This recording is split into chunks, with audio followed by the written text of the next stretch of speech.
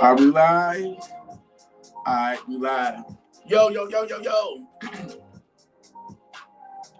Gunfreak Nation. Salute. I'm giving a little bit more time for more people to come in. Mods. Love and appreciate y'all. You feel me? To all my mods, Gunfreak Nation. Salute. To all of the people that's tuning in, the mods, the paid members, I got to salute you to all of the paid members, man. Tonight, I'm going to try to give it my all. As you can clearly see, I ain't got my voice back, y'all. You feel me? I ain't got my voice back yet. I ain't, I ain't 100% back yet. You feel me? But I'm getting there. God gave me the strength to do this. We almost not did it. We may have a very, very, very special guest coming in. Also, tonight at 12 a.m. Eastern Time, women get armed. We got that video premiering at midnight tonight. Women. I saw one of the most horrific stories on TV, on the news. Women, please, if you love yourself, if you love your kids, get armed. Check that video out. That'll be tonight at 12 a.m.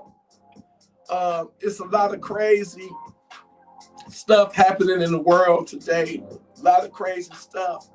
In the United States, man, with the drones and UFOs and all that stuff. I got a video of that, coming up real soon. But we're gonna kick it. Usually, we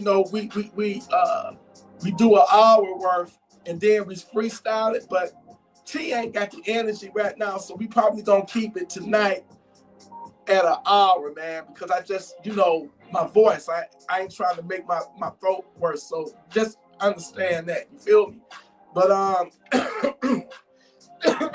gonna bring in my partner, Saint the motherfucking Realist. You feel me? Much love to the Gunfreak Nation.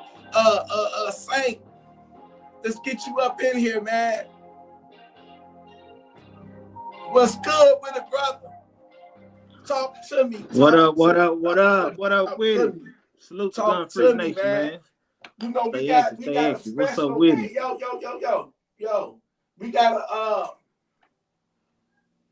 We got a special guest gonna join us tonight, man. You feel me? Yeah. So I'm giving more, you know how we vibe out, we walk out. You know what I'm saying? Yes, sir. And, it's gonna be epic. I just told the Gunfreak Nation, this probably gonna be, an hour tonight, man. My energy is off, and I don't like to do shit. I don't like to half-ass do shit. Straight up. So, we gonna have a discussion. We got a special guest in tonight, brother. I'm gonna bring you in. I'm gonna bring you. Oh shit, he got somebody twerking. What? That's what I need to bring you in right now, man. I need to bring you in right now. What it do? Come on, Frank. Let's get it in, man. Let's get these savages. You feel me? Yeah. Let's get it. Get these savages. Yeah, baby. Shout out to my city, man. Dallas, Triple D. Right now. What's Dino? Music right now coming from the up-and-coming Gunfreak Music album coming soon. Produced by yours truly, your boy TElectrik, y'all. You know what I'm saying? We savage ready up in here. We don't give a fuck what's going down. And we ready for it. We prepared for it. You feel me? It's all love. You hear me? Yeah. Man. Hey. Nat, I love you, brother. You know what? Fuck it. We gonna bring them on in here. You hear me? We gonna bring them on in here. We just giving more people more time to get up in here. Thank y'all. All right. Let me grab this water. Once again, thank you to everybody that tapped in. I appreciate you so much. Thank you once again, Mars, for holding it down. Holding it down for me. You know what I'm saying? Thank you for the paid members. And thank you for, jumping in. You feel me? And like I said, if my energy is off a little bit, like I said, I ain't 100. I almost sound like no broken record. But hey, Nat TElectrik313. But anyway, hey man, let's kickstart this off. Let's bring in my brother Nat TElectrik313. Let's get it, man. Let me give you a proper. First of all, what's going on with you, Saint? Oh man, so taking it in one play at a time, enjoying life. This weather, this is my type of weather, man. I'm a November Sagittarius, you dig? So I'm all for this type of weather, man. This type of energy. So just great vibes, great energy, staying active, armed, protecting my lifestyle, having fun with it. Best way to be. Got to, man. So for sure. I love this type of year too, but I didn't know it was gonna make my ass sick like this. I ain't been like this in a couple of years. So yeah, spring and summer, hurry up and come back. You feel me? But I'm getting there. I appreciate all of the people showing me love and giving me tips and advice on what to take to get my my voice back and get my throat right and all that stuff, man. Like I say, y'all a blessing. I also want to give a special shout out to Von Scales, man. He reached out to me and he just let me know he appreciate what we doing, Gunfreak Nation. We got a celebrity, and I know the brother don't like me calling him a celebrity. You know what I'm saying? He don't like me calling him that, but it is what it is. I've been watching the brother for years. You know what I'm saying? So shout out. I hope you watching, brother. Shout out to Von Scales. You know what I'm saying? So, hey. Hopefully we can get him on here, or I can go on over on his podcast, But anyway, I want to introduce an OG to the panel, Nat TElectrik313. Like when my channel turned from a beat making channel to pretty much a gun tube channel, and I, how my channel came to be. On one of my videos, I was doing a gun collection video, and I said if somebody, run up in your house, break up in your house, a savage come up in your house, send them to Funky Town. At the time, I just said blow his fucking brains out. I was out cold back then. I said blow that motherfucking brains out. He tried to break up in your house. You feel me? And it just took off from there. but. Nat TElectrik313, we came up around the same time. He might have had his channel first. I don't know. But the brother showed me nothing but love and support. The brother always spoke nothing but good on my name. He put nothing but respect on my name. And he's a genuine brother who really do, love Gunfreak Nation. I love him. He loved me. No homo. But I'm just saying. No Diddy. He's a good, no Diddy. He's a good dude, and he's been there. He's an OG, a day one. And it's man, let me tell you this. It's a pleasure and an honor to have this brother on this panel. And this is your home. You hear me? So I'm gonna bring him on. Enough of me ranting and talking and shit. Let's get the brother up on here. Let's add him to the stage right now. That's him time. Man. What up, T? Yeah. Hey, what up, T? Get back. I'm getting back right. I'm getting back to my, but I'm not gonna. It ain't nobody but the devil trying to slow me down. But the devil get the hell out my way and go back to Funky Town. Go back to Funky Town. You hear me? Go back to Funky Town. You feel me? Ain't nothing gonna stop us. Ain't nothing stopping Gunfreak Nation. This is bigger than just one man. This is a righteous movement. You know what I'm saying? A righteous movement. And whoever you had twerking in the background, she more than welcome to come back. Hey, I was making sure you. Hey, I was making sure I'm making sure the president get permission first. You know? I said, look, we gotta hear from the president first now. We gotta hear from the president first now. The president don't make that phone call, say it's okay. You got, oh baby, you know what I'm saying? Man, you know what? This is incredible, man. I always had wanted to have you on the podcast, and I'm so glad that you know, you was able to make it happen, and I really do. When you was putting out your content consistently back in the day, man, I'm telling you, hands down, you got some of the best 2A gun shit, gun channels, hands down. Your channel ran circles around me, and it ain't about no competition, nothing like that, but real recognize real. Listen, Gun Freak Nation, I know everybody ain't in here, catch the replay, but mark my words when I say this. Go to TElectrik313's channel and hit that subscribe button and show the brother love and support, man. Same thing with Saint the Realist. You know, y'all, I don't have just anybody on this platform. I got the vibe with you. You know what I'm saying? The personalities, the chemistry, all that shit. You feel me? So everybody, check out TElectrik313's channel. I wish I would have put it up in the description, so you could just simply click on it. But brother, what's been going on? Man, life is amazing. Life is great, and I just thank God every day I get to wake up and do it again, because I know it's just by His grace and His mercy. Yeah, go ahead. I can hear you. Go ahead. But just by His grace and His mercy, I get to wake up and do this again and again, and I'm just grateful to God for Him allowing me, having mercy and grace on my life to live and be here every day. Because you know we live in a crazy world. T. Yeah. What up, Saint?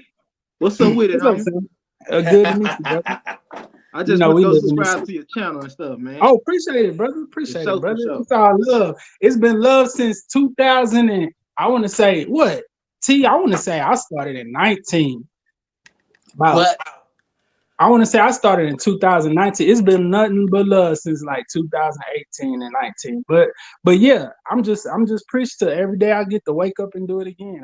I'm grateful. When I first stumbled upon your channel, it had to be, to me, I think it was like 2018 or something like that, man. You had that motherfucking badass, what was it, a Draco or something? I know you was big on them AKs. You had that KSG. I think you had it before I got mine. Matter of fact, I think you the one motivated me to get mine. You had that KSG. You had that Draco with the, you was one of the first ones I saw. They had the one with the clear mag in it, where you can actually see the ammo in it, the bullets in it and shit. It was like a see-through, transparent, clear mag, man. And your videos, just the way that you edited, the way that you put it together, you had you had a production, sound effects, everything, man. We missed that shit. You gotta, I don't give a fuck how you do it. You got to make time to bring that shit back, man. Your channel, I'm telling you. And you know how much that mean coming from you? Like, if you would have said this years ago, I would have never stopped. I ain't know it meant that much. You know what I'm saying? I was doing it because, you know, I just love doing it. And when I fell out of love doing it, I stopped doing it. I wasn't trying to, you know, I really just loved doing it. And when I stopped loving it, I stopped doing it. You know what I'm saying? I'm talking about it, you know. That's then it'd be like that. Yeah, go ahead. Go ahead. And then when like go ahead, son. Now I'm saying it'd be like that. Like what you said, you just fell out of love with, out of place, man. Say it get like that because you do it so much, and then a lot of people don't understand. It ain't just as simple as putting on a camera and everything. We got to edit videos. Yeah, and you spend your hard-earned cash. We don't got sponsorships, y'all. So ain't nobody buying this stuff for us. This all on us. You know what I'm talking about? Our real reality is paving the way for all this, man. So yeah, for sure. I feel you, man. You'll burn out. But then, But then, yeah, then another thing that kept me motivated was TElectrik, Thank you, Dreadville, Sammy. and Diesel. You feel what I'm saying? Right, yeah, right, right, right, right. Our little community is what had me doing it that long. Yeah. I had Yeah. my TElectrik, sure. I had Aunt Diesel, I had Dreadville. It was a few people I I became remember friends with. Dreadville. That's another Yeah, brother. I ain't seen man. him post in a minute. Dreadville, what's up if you watching, bro? We got the OGs here now. For sure. Yeah, man. And that's what I'm saying. So that community and that tight knit with just meeting y'all, man, that was everything to me. When I tell you, me and my kid's mom and TElectrik, me and my kid's mom, we went to go see my grandmother, and I was about to come to Detroit and see you. I remember that. I remember I was that. so about to come see you. Yeah, I wanted to come see, man. Cause I already felt how close we was. So how close it just felt like we was family already. You know what I'm saying? Right. We are family, bro. We are. It's just sometimes in life, man, you are fortunate enough and blessed enough to encounter people. You don't have people in your life. You don't know them and you never met them before in person, but through this beautiful thing called technology and stuff, Technology. Let's go. you relate to them and your messages resonate with them and stuff, and everything you felt, how you felt about the content and stuff and me and all that and stuff, man. It was reciprocated. I share the same sentiments. I felt the same way you felt. I always felt like the society that we live in, you got to be armed. You just can't be that person living in a bubble. Unfortunately, so many people are living in that bubble where they feel like they don't need to be armed, man. It's they don't recognize that how wicked and evil this world is. And I'm not even trying to be the grim reaper of doom. Everything that come out my mouth, get armed, get armed. It's just the truth. It's just a fact of life. This is the type of world that we living in, the unknown. And in my world, things could pop off at any time, and you just need to be ready. That's all my message is. We're not telling nobody to go out there and Do nothing. do like what old dude did in New York when he unalived that CEO. And a lot of people is celebrating him and saying he a hero because of all of the people that may have passed away because the insurance companies were nagged on paying their bills and all that. I understand all that shit, Right. So, I mean, he did what he did. He stood on it. It's something that he believed. I'm not condoning it or nothing, but now he got to pay the price for it. And possibly that's his life in prison, life in prison. But if that's what you believed in and you was willing to sacrifice your freedom, then it is what it is. You know what I'm saying? But yeah, it's a lot going on with these drones. I just did a video on that last night. I already told y'all about that UFO encounter that I had back in 2016, but this shit wasn't no drone. What I saw, I don't know. To this day, I don't know what it was, and I found the footage, so I'm gonna go live on that and show that footage. But it's just a lot of stuff that's going on. I'm hearing that the government is faking a invasion to try to do something or whatever, man. You just gotta be ready and prepared at all times, brother. But you know what? I stand on it. You fam to me. Next time when you're in the area, you come and kick it with your boy T. You know what I'm saying? You my brother. Same thing applies to you, Saint, and everybody else. You feel me? But man, I got a question for you, brother. What made you get into guns in the first place? Like, what made you get into guns, and what made you start that channel? Because your channel was banging. I mean, you would be riding in a car with your homie and y'all had your guns with the extendos, and man, that was one of my favorite. That was one of my favorite videos. I was like, who is this? Who is this brother? Like you Man, motivated and inspired me. Hey, Saint, and What's Saint, up? check this out. You know how like when let's say you got a nice car. Let's just say you got a nice car. Nobody tells you it's a nice car until you get rid of it. Nobody tell you how nice that car was until you get rid of that car. Yeah, You get what I'm saying? Now this is the thing though. TElectrik, like I said, I had a tight wit group. TElectrik was one of them people who gassed me up from the jump. Like good energy, positive energy. Yeah, man. And I mean, he always gave me but this is my thing though, T. Like when you say that, like I didn't see it as that. I just saw myself doing something I enjoyed doing. That's it. Right.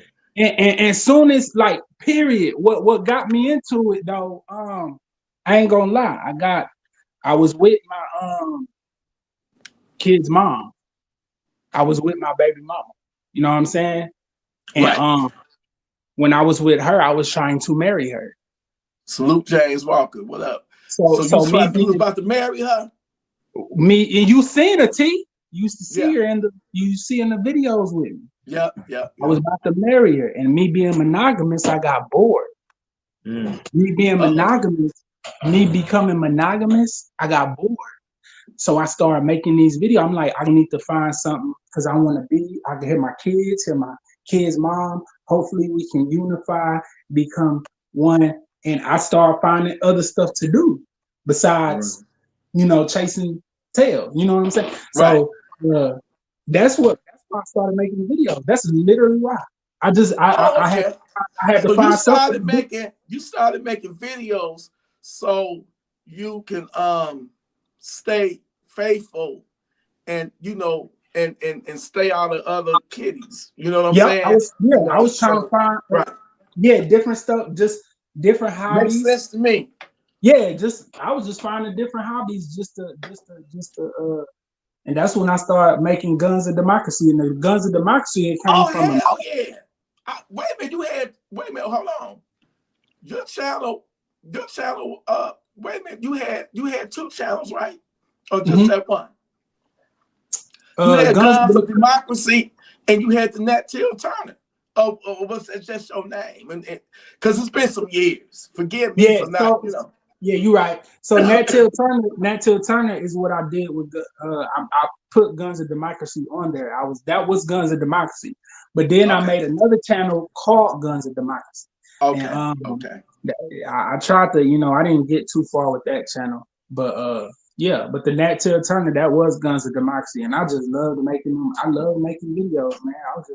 I'm currently I currently want to, get into the production field and start making films and doing music videos and stuff. You know how you do with music. I want to start shooting music. You definitely got the skills and talent. Yeah. I'm telling y'all, go. Even though these videos may not be up to date, current, or whatever, go check him out, please. On me. Go check him out and hit that subscribe button. When you see the content that this brother was putting out, man, you would literally be mesmerized how he put it together with the sound effects, how he edited, how just, man, I'm telling y'all. This TElectrik always gonna get little mini movies. I'm talking about movies that will keep you fucking entertained. I ain't that great. He like me. He like me. I'm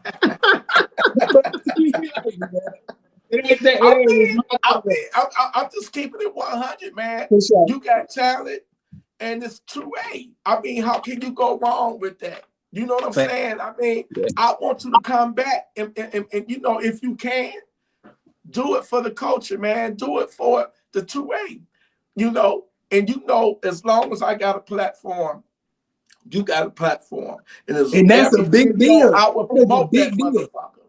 Yeah, that's a big deal. Man, I appreciate you, man. So what made you get into guns? What made me get into guns?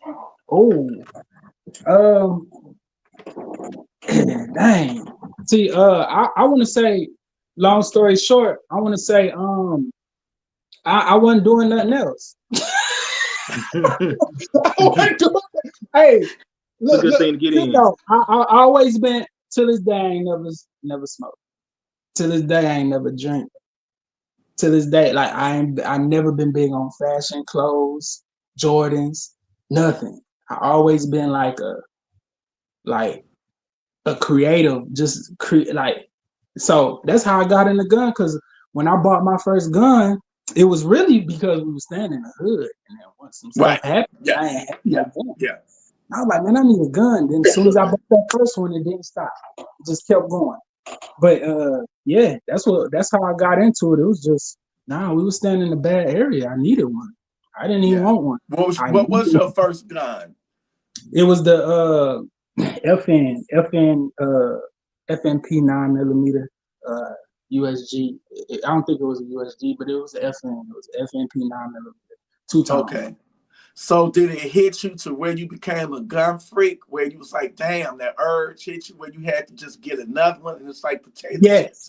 You just can't stop. I needed another one. I did. I needed another one, and I went on ahead and got a Ruger P95. That was I had got a Ruger P95, and that was 2-tone as well. Okay. Okay. So when did you get your first AK though? Oh, when I get the first AK. Oh, when I get the first AK was a Romac 1. It was a Romac 1. It was a full size Romac 1. I ain't never heard of that. Yeah.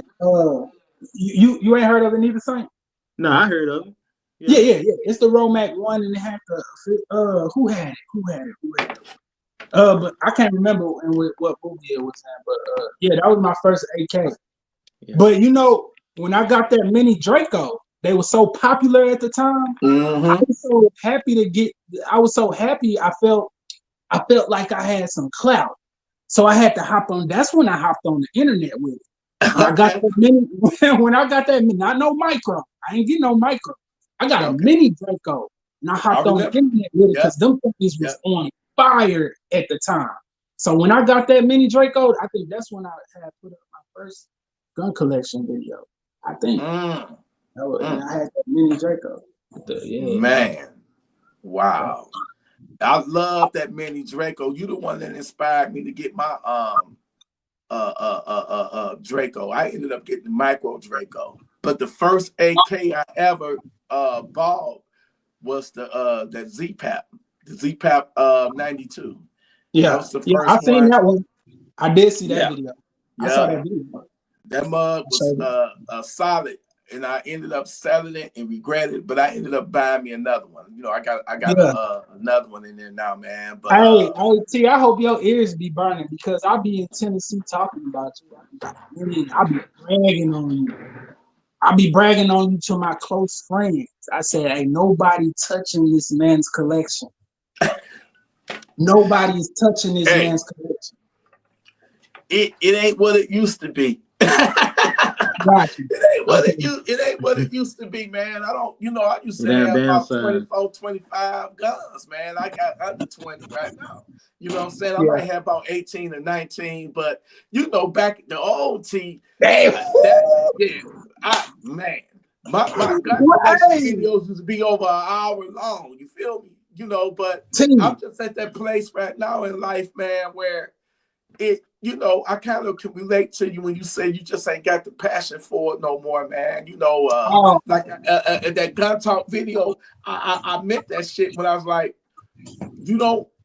I was just caught up. For me at the time, and I hate to say this, but it was sort of like bragging rights, and at the end of the day, man, that shit don't mean nothing. You just I don't did a lot of dumb shit, stupid trades, stupid, and it's catching up with me. And it's at this point now, I really just don't care no more about it. You know what I'm saying? You ain't got to have all that. If that's what you into it and you can afford it, then knock yourself out. Make yourself happy. We only got one life. But at this point, it's like it really don't, it don't grab me like it used to, the passion of it. I'll never, be to the point to where I ain't got shit, Because you know, we dealing with so much shit out here. You got to be ready to send a savage the fuck out. As crazy as it is. But I'm just saying, with companies like, you know, and they ain't paying me or nothing, but when you got inexpensive companies where you can order your guns online and then you get the lower shipped to your FFL, why deal with, I don't even like dealing with gun shops no more, man, because they all about that profit and they inflate the prices on shit, man. And, you know, they take advantage of people. That's just how I feel about it. You know what I'm saying? Yeah. I mean, what's y'all thoughts on that? Yeah, I'm spinning like how you is, man. It be bragging rights, and then all the YouTubers are turning into like logo hoes real quick. You know what I'm saying? So if it ain't the latest and greatest, it's like you got trash or something, and they don't really just never break down why it's trash or why this and this and that. They just poop on it. So it is what it is, man. A lot of this stuff be really gimmicky and bragging rights. Not all of it, but half of it for sure down there. For sure. I understand gun knowledge and stuff like that. So my thing is, okay, we all know the big name brands and stuff people like to bring up and everything to come down this 2A, this firearm lifestyle. So, man, you talk with these same people and get real deep in discussion, and they can't tell you why they don't like something, why something trash, or why this and that. It's like, bruh, like, what type of conversation we have? And it's like, you really just following the leader type shit. You're not really just brushing up on nothing. You're not trying to learn nothing. You're just trying to be stuck with the trend. But yeah, man, these people, I was one of them people. Trust me, I was one of them. Yeah. I was one of them. And when you wake up and realize, man, like some of the most expensive guns that I've owned, which was probably the BNT, them motherfuckers was Jamomatics, man. You ever get caught up in a sticky situation with a savage? I grabbed one of them. Them motherfuckers was Jamomatic. That's your life. You're gone. But yet they supposed to be high end and all that. When I got my cheaper PSA that ran flawless, when I had my cheaper, less expensive Radical Firearms AR pistol ran flawless, no issues at all. So it's all bullshit at the end of the day. I don't give a fuck about none of that. If it's a Daniel defense, all I need for it to do is go bang. I'm not trying to shoot 1,000,000 rounds through that motherfucker. You feel me? Trying to burn a barrel out. Savage out. That's all I needed to do. Fuck all that shit, man. You know, that's why I was selling off some of my high-end stuff and buying, you know, less expensive, reliable guns that just work, you know, good. Now, if you just want to say, hey, I got me a Mark 18, then so be it. You know, but to me, can y'all tell me the difference between a bullet coming out of a Radical or PSA and a Daniel defense? Is that bullet, because it's a Daniel defense, does it make it more deadlier? Does it make it more lethal because it's coming out the barrel of a, you know what I'm saying? Real. You know, and I'm not hating on nobody because I had a Mark 18. You know, but it was just an AR-15 to me.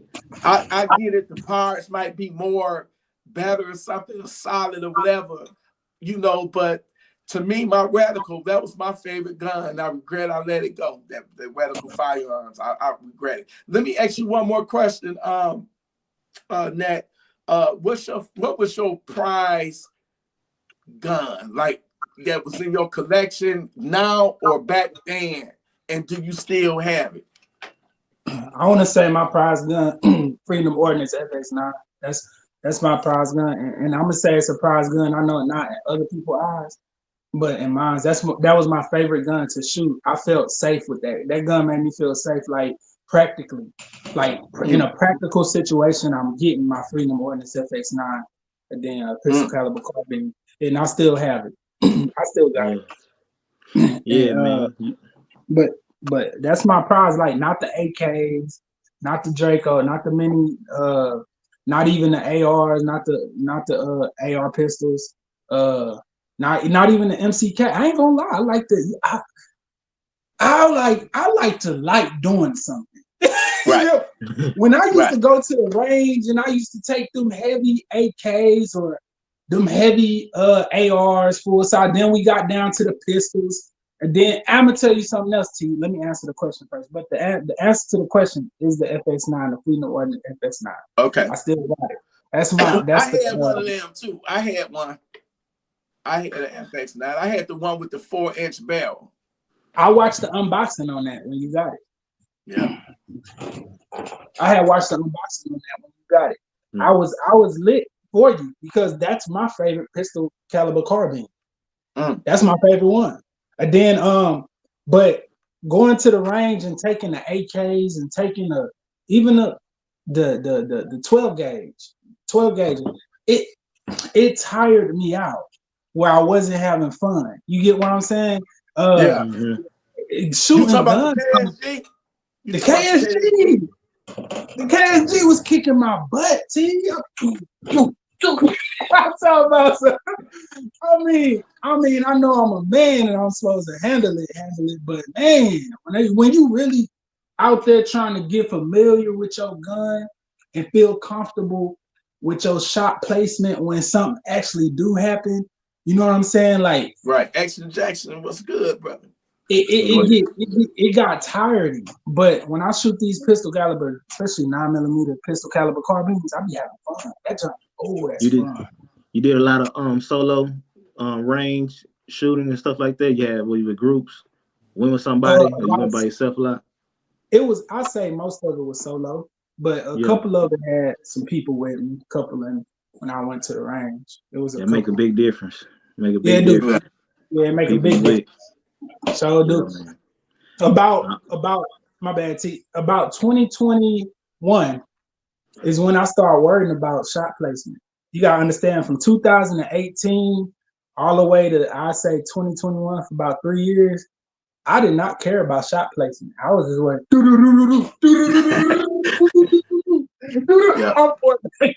I'm trying to tell you, I was not worried about shot placement. I was just worried about shooting. I'm shooting at the target, of course, but I started worrying about shot placement around 2021.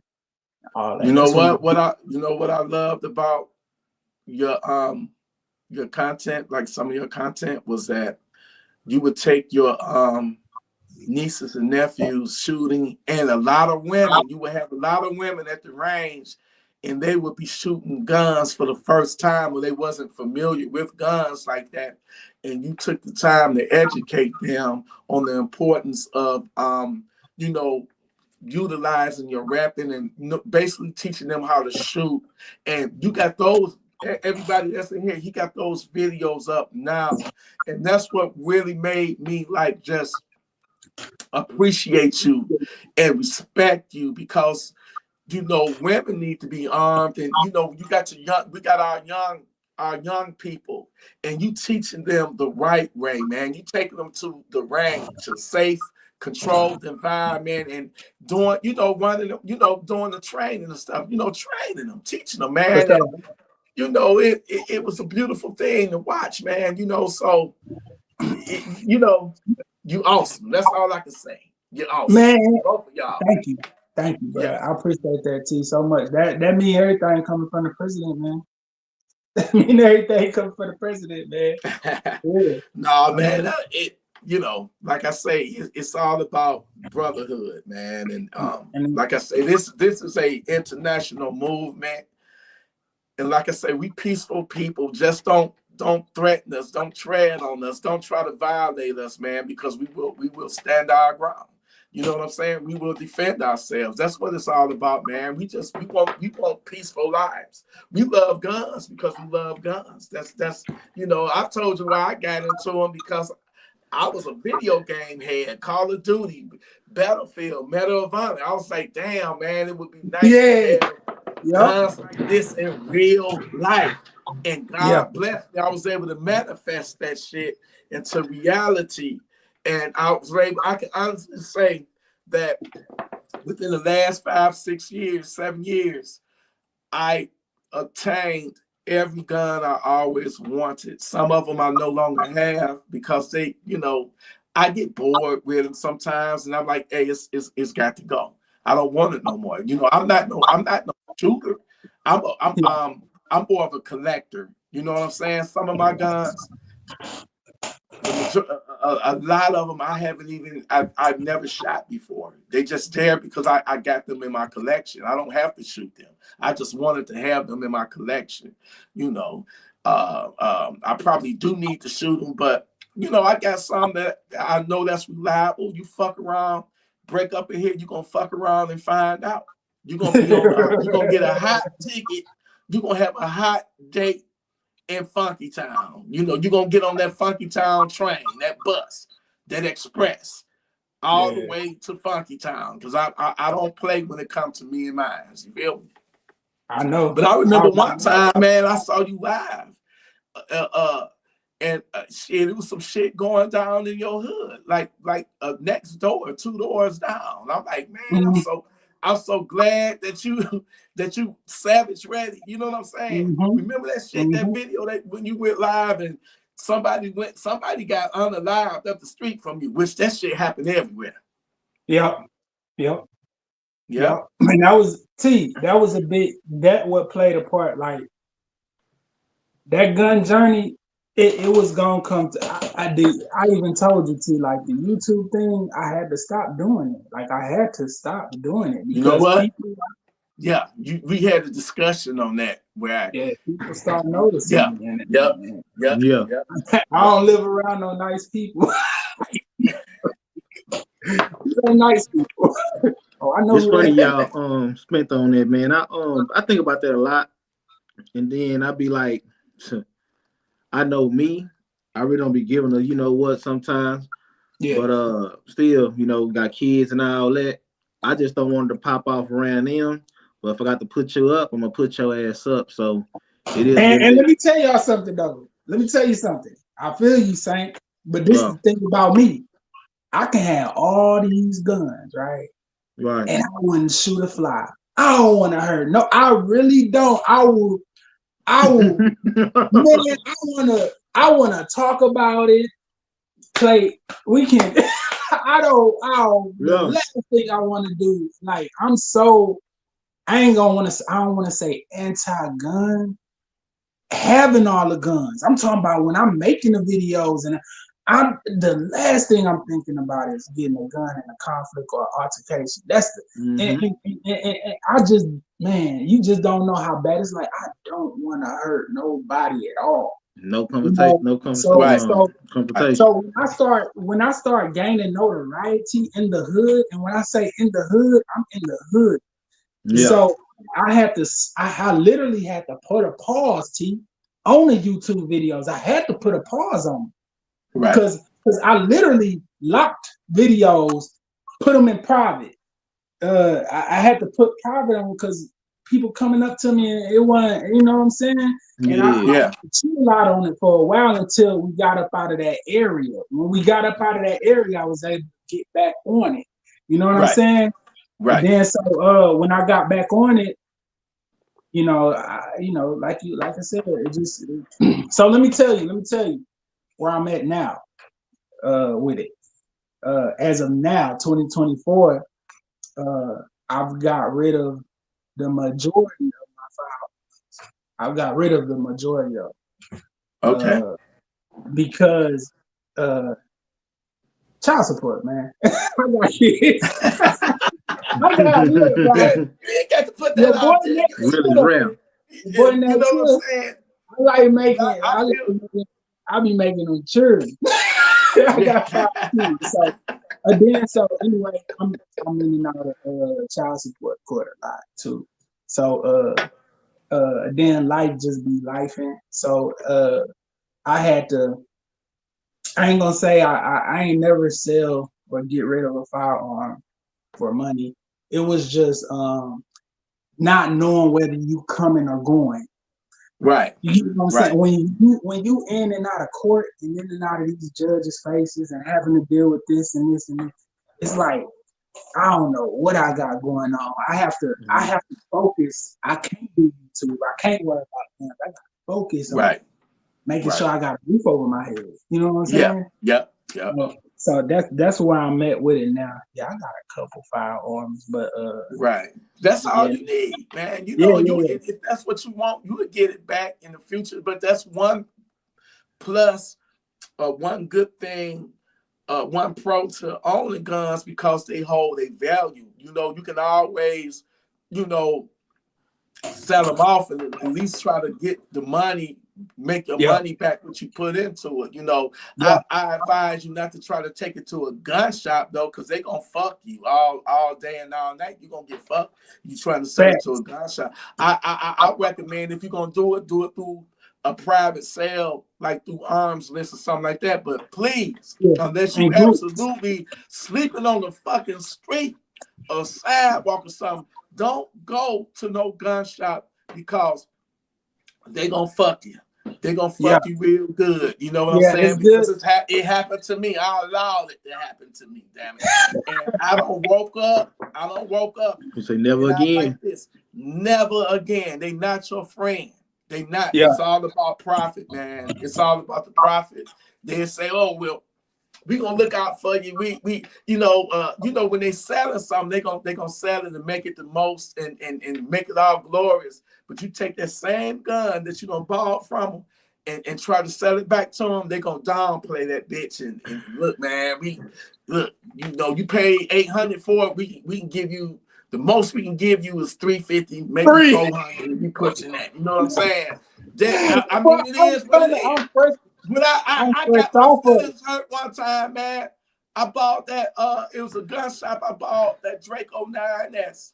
I paid $640 off the door for it. And it was another gun they had. This was about a year later. And by the way, I hadn't even shot the motherfucker. I had it for a year, didn't even shoot it, so it's still brand new. Took it back to the same gun shop. Motherfuckers offered me $200 for it. I said, you out your fucking rabbit ass mind. I paid you $640 and you gonna only offer me $200. Then he was like, it'll be less than that. That was the trade credit, the $200. He was like, we really will give you like $150 for it, you know. So it's a shady, grimy ass business, and I get it. I try to be fair and look at perspective. I look at their perspective too, man. They trying to make profit. They got to pay their bills. They got to pay their employees. So it is what it is. But it ain't ideal. It's not pro-consumer. They in it to make that money. So if you do got one, I wouldn't suggest you try to sell it to a gun shop because they gonna fuck you with no Vaseline. Yeah. They gonna fuck you real good. Yeah. Trust me, I know. Yeah, I know. Yeah. Half them, a lot of people at them gun shops don't. You get new people behind them counters, they don't even know what they looking at. Right. Yeah. That's true too. They don't know what's going on. Right. No, they don't. They don't be knowing, man. And same thing be with a lot of law enforcement people too. Man, that's shocking. Saint. Another reason I had to exit the gun game. The reason I had to exit it is because I got tired of that pissing contest too, man. Everywhere I go with these, it's always a pissing contest, man. Look, man, it hurts my feelings. Because I was measuring the circumference of the necks of these projectiles, the circumference of these projectiles, the actual projectile and the casing and the grains and the ballistics. I know, and you got to walk in. I'm not about to convince you that I know what's going on here. I ain't got time to keep doing that to 100 people. I know more than you. I feel. I've been doing this. I've been dealing with guns for a long time. Like, and every time I go, you got to meet these new people, and it's a pissing. Look, man, look. Just got burnt out for sure. Everybody just, oh man, it be like that. I remember. It's funny you say that. I remember. Used to be live with a few people, man, and some got that whole I know it all type of mindset. Yes. Some be stuck in the past, not realizing, nigga, it's the 20 millennium now. We not talking about old shit, my boy. You know what I'm talking about? We got new ARs and shit. We come to the up to date stage and shit. We wood shit is good, but we with the new shit now, my boy. Come on up. We got polymer and shit now. So man. Yeah, that struck a nerve. I know exactly what you mean by that. even when you go to the ranges with like, the why I asked about if you go to the range solo a lot or you go shoot with people, it get like that when you go with a group. Yeah. Men amongst men, okay, we bumping shoulders and stuff. You gonna get the little jab stuff like that, you know, it's keeping you sharp. But then too, that shit, some people don't know how to cut it off. Sometimes this shit turn into, yeah, this man here on some shit.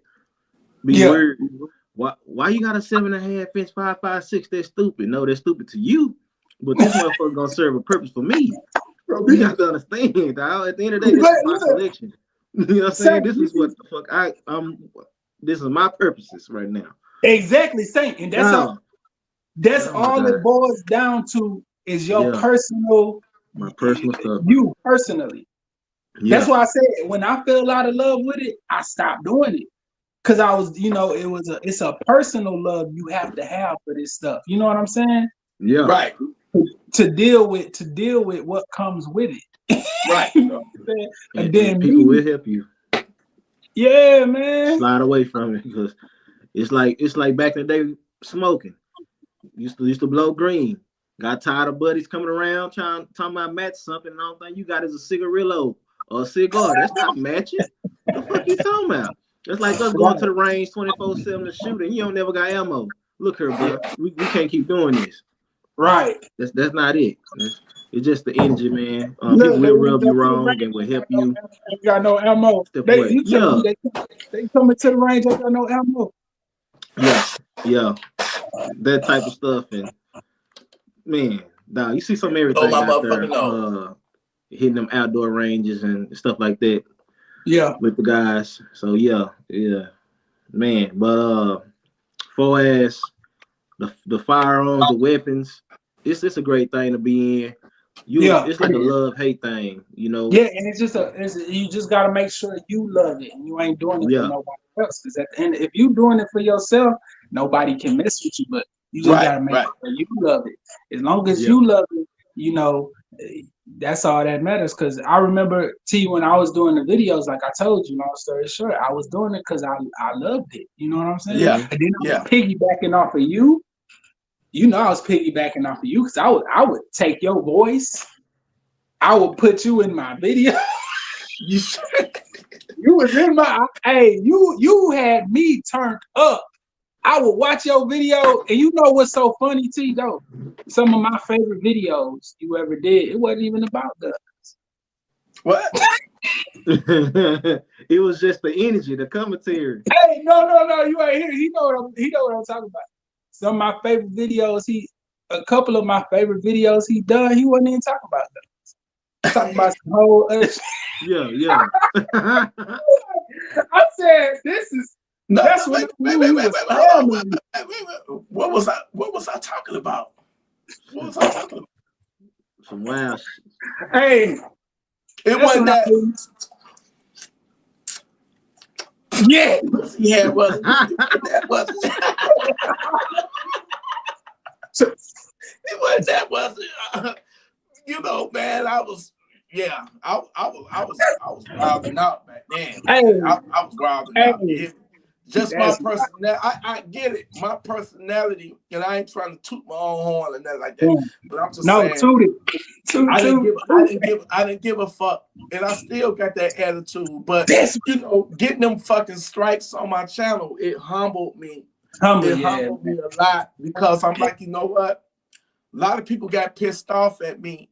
A lot of people came at me saying, T, you don't change. You don't switch up.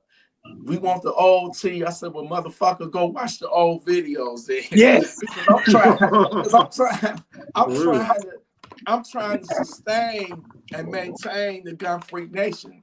When you getting hit with strikes of all videos that you did 2-3 years ago, YouTube ain't fucking playing. And I don't wanna work too hard building this platform, this channel brick by brick to just let it go on some goofy shit, me being silly. I can still be silly, but it's ways around it, man. I can't be that graphic no more, you know, doing the home invasion videos no more. You know, they're gonna make you, you know, get down on your knees and they're gonna put the dirty, you know what, in your mouth and all that shit. I can't do that shit no more, man, because YouTube hit me up saying, you know, they basically said my shit was some porno, some pornography and shit. Hey, and you know what, T? That's that Detroit rawness. That's that Detroit raw. Straight from Detroit. That's that rawness you can only get from Detroit. You know how many music artists rap like that? And they dope as hell and don't nobody know about it. Yeah. Straight from Detroit. Right. It's so many so much good raw music out of Detroit, and nobody knows about these artists. Well, my favorite #1 rapper is from Detroit, Michigan. Who is? And nobody knows this name. You know what I'm saying? Because he's so raw. But you, what's his name? What's his name? Let's give him a shout out. I ain't gonna shout out his name. He a little bit too raw. Okay. He a little bit too raw. We got a lot from here though. It's a lot of talent up in here, man. A lot of talent, man. From you know, T Grizzly, Sada Baby, you know, Big Sean, you know, who can forget Eminem? I'm disappointed in you, Eminem, though. You supported. Yeah, I'm disappointed in your ass for getting on that stage doing it, but she probably paid that nigga to do that shit. For sure. But see, though, your page and your style is an art form. That's why people just flock to you the way they do, because your style is an art form. You got a raw style, and that's why people just flock to you the way they do. You know what I'm saying? That's why we all flock to you the way we do. Because your whole style is an art form, that raw art form, and you just got it. You know what though? I always have seen it as a blessing and a curse, because I've had so many people throughout the years tell me, T, just tone it down, and your channel will explode. You will have 100,000, 200,000 people. A lot of your language turn off a lot of people, but my mindset was, fuck them people. You know, fuck them. I'm gonna do me, and if you get it, you get it. If you don't, you don't.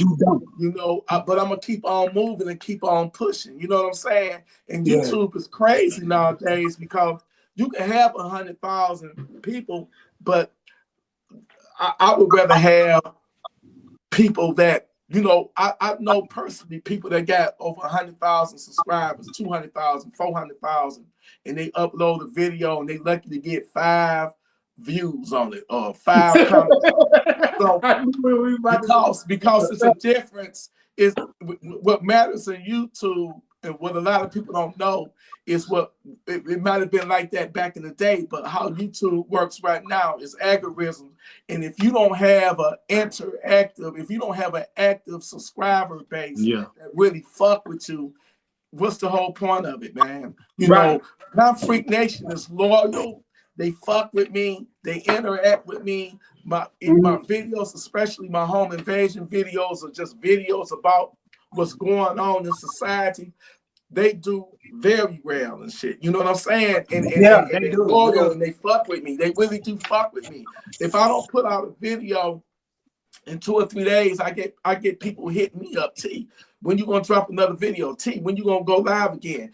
That's the type of communication. That's what you want. That's loyalty. That's your true supporters right there. That ain't no somebody just, you know, they see a video and they like it and they just hit subscribe, and then they, you know, you'll never see them again. They'll never comment. You know what I'm saying? So, you know, the way people fuck with me, that's how I fuck with your channel and Saint's channel, man, because I know it's beyond guns. At this point, it's personal. It's your personality. It's your chemistry. It's how you make me laugh, how you get, you know, how your videos, your content make me feel. And you know, when you're watching something and it makes you feel good, and you can relate to it, you're gonna, you know, it's a, you know, you're gonna be a loyal supporter. Man, what? And it's just that simple. Yeah. I feel you on that, man. That's why my content, I try to mix it up and stuff, because I just go guns. But then too, it's like, hell, you shove guns 24/7 down their throat. Everybody ain't just pro gun, you know what I'm saying? Pro 2A. So it's like, I try to mix it up, man. It's a lifestyle. Why I tell people I got a lifestyle channel. I try to mix it up: food, fitness, right, man. guns, something like that. I don't mean to interrupt you. Mm-hmm. I don't mean to interrupt you, bro. But that last video, that steak that you made me so hungry. It made me so hungry that I felt like getting my sick ass up out of this house and going to get me a steak. Because I went in my deep freezer and I didn't have no motherfucking steak in there. It was just a pork chop. So I said, I need to get me one of the motherfucking rib eye steaks. Because the way you doctored it up and seasoned it up and you cooked that motherfucker, man, you had me like, oh, man. I'm trying to tell you, boy. I'll be trying to stay away from that fast food. That steak looked delicious. You hear me? So yeah, appreciate it. Like Nat, he does it all on the channel. You know, one day you might see the brother at the range shooting. Another video you might see him in the kitchen cooking. Right. Another one you might see him one day. You might see him in the gym working out. And then one day you might see him doing all three of them motherfuckers in the same damn video. You know, so you're gonna get a whole variety of it. And that's why I fuck with this channel, man. You know, he ain't a one-trick pony. You feel me? I gotta keep it fun, man, because if I don't like doing it, I'm not gonna do it. You know what I'm saying? That's what it all boiled down to. Yeah.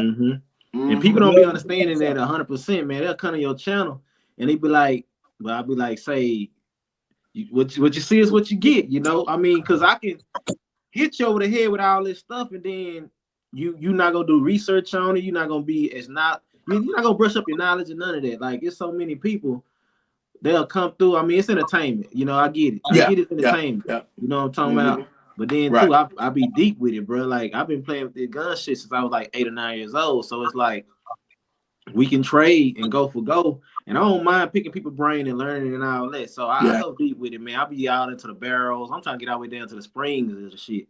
You know, I'm trying to get down to it, what trigger, all that. But it's like, I try to push, telling people, man, stay active, protect your lifestyle, go get armed, this, that, and all that. But at the end of the day, it's like, sometimes I feel like talking to a wall because a lot of people just want to go arm themselves, man. They got all this freedom. And everybody like to live, I think, you know, but it's like, damn, how do you protect your lifestyle? Shit, you might not be physically fit to defend yourself from the shoulders with these. At least use this and go get you one of these. You know what I'm saying? Something like, damn, eat both, either or, something. But here's just the thing, man. A lot of people. You can lead a horse to water, but you can't make that motherfucker drink it. So, hey, they gonna find out the hard way eventually. I still say something gonna go down in this country, man. That you know, if you're not armed, man, and not ready for it, then you setting yourself up to be a future slave, a future victim, you know. And if you can't make them, you know, listen to you. So sometimes you gotta let them bump their own head. And they'll find out the hard way, man. You know what I'm saying? So it is what it is. You know, everybody ain't gonna, you know, be on the board with you. Matter of fact, them same people, they look at us and judge us. And say that we the extremists and crazies and all that and stuff, man. And some people you just can't, you know, you just ain't gonna click. It ain't gonna resonate in their brain, man. You can't rationalize it. You know, they logic. Especially these anti-gun liberals out here that just want to make it hard for us, that want to put all these anti-gun, you know, all that gun control and all that, and they funky asses is already being protected by, you know, security details that our tax dollars pay for. But they stand up in their ivory towers and look down at us and tell us what they think that what we should have and what we should not have. And some of them think we shouldn't have no guns at all. You know, I'm like, what kind of liberal metropolis or whatever you call that shit that you live in, where it's such a perfect world where, you know, they really just want to tell us what to do and just be up over us. You know what I'm saying?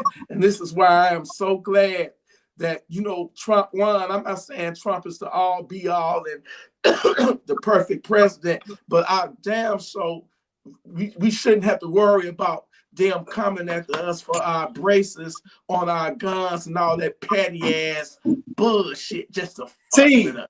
You know what I'm saying? That jump pissed Yeah. me off so bad when they did the Yeah. brace thing. That was half of my loan. You know, that was like a quarter of my collection. That was And my whole collection. That was yeah, my entire fucking collection. when they did that, that discouraged me so much that I was like, I don't even want to do this no more. Cause I Man, mean, let me say this to you. Even the ATF, when they came to my house a couple of years ago, I remember this. even they said that there was some bullshit and that they hope that it be, stopped, and guess who stopped it? The great state of Texas. Texas stood up and killed that shit. You know what I'm saying? And we ain't got to deal with it. We know we got Trump for 4 years now. He ain't gonna, he ain't going for it because Trump loves shit. Trump went in that in PSA. If y'all saw that video, Trump went to them gun shows, and he saw all them fucking guns with his name on it. Trump and all that, man, that flattered the shit out of that guy. You know what I'm saying? So, he supports us, and I don't want to hear all that bump stock bullshit. Fuck them bump stocks. I don't want to hear. Yeah. But Trump, he ain't what you think. He did the bump stock, man. Fuck them bump stocks, man. They pushed that on Trump, man. He didn't want to do that shit. Right. Trump didn't want to do that. They pushed that on Trump, and then guess what?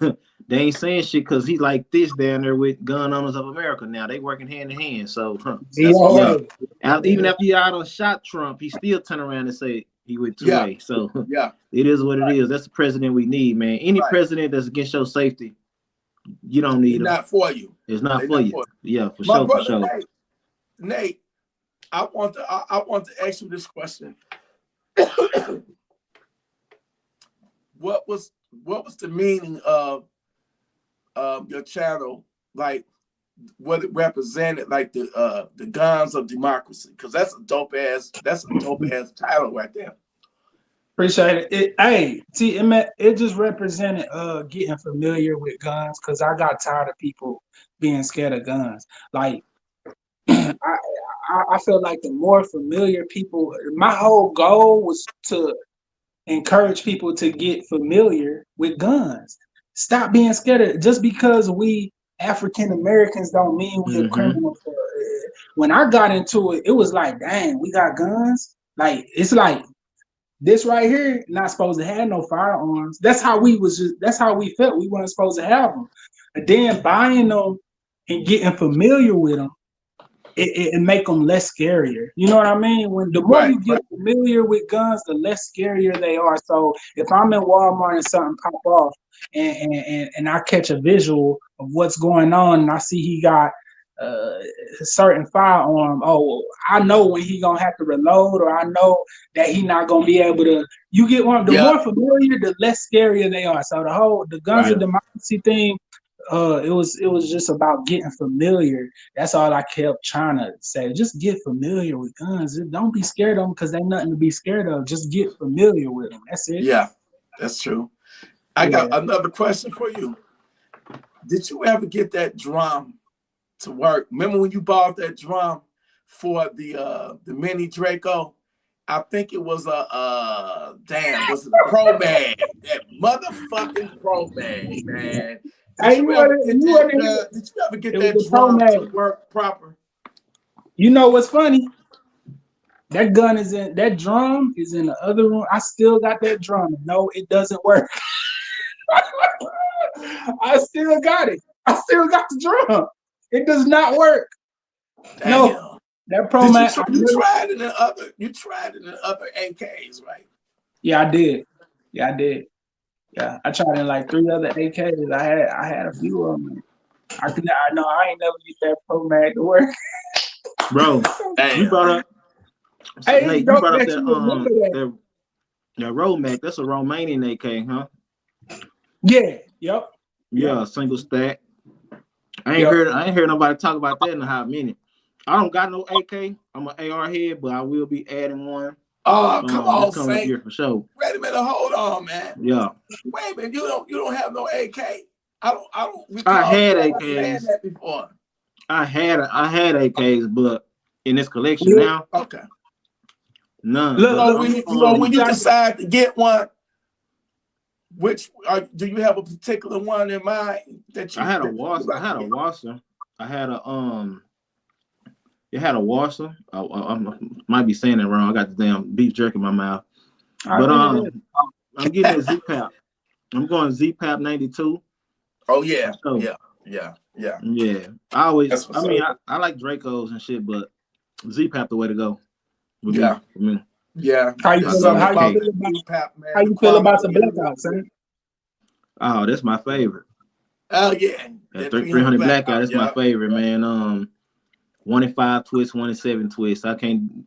That 1 in 8. That's cool, but if I go 300 blackout, I gotta have that 1 in 5 or 1 in 7 twist, and I'm talking 5 inches a barrel to 10.5, stuff like that. I'm not a fan of like the 16 inches and stuff like that. Hell, I know people hunt. I get the whole 16-inch, 110 grain and stuff like that, but if I go 300 blackout, I need that pistol, and it got to be anywhere from 5 inch to 10.5 inch. Yeah, for sure. So if I go 5 inch, I want that 1 in 5. I go 10 inch, I want that 1 in 7. Right. For sure. Or 7.5 inch, I still want the 7. I want the 1 in 7 twist for sure on that.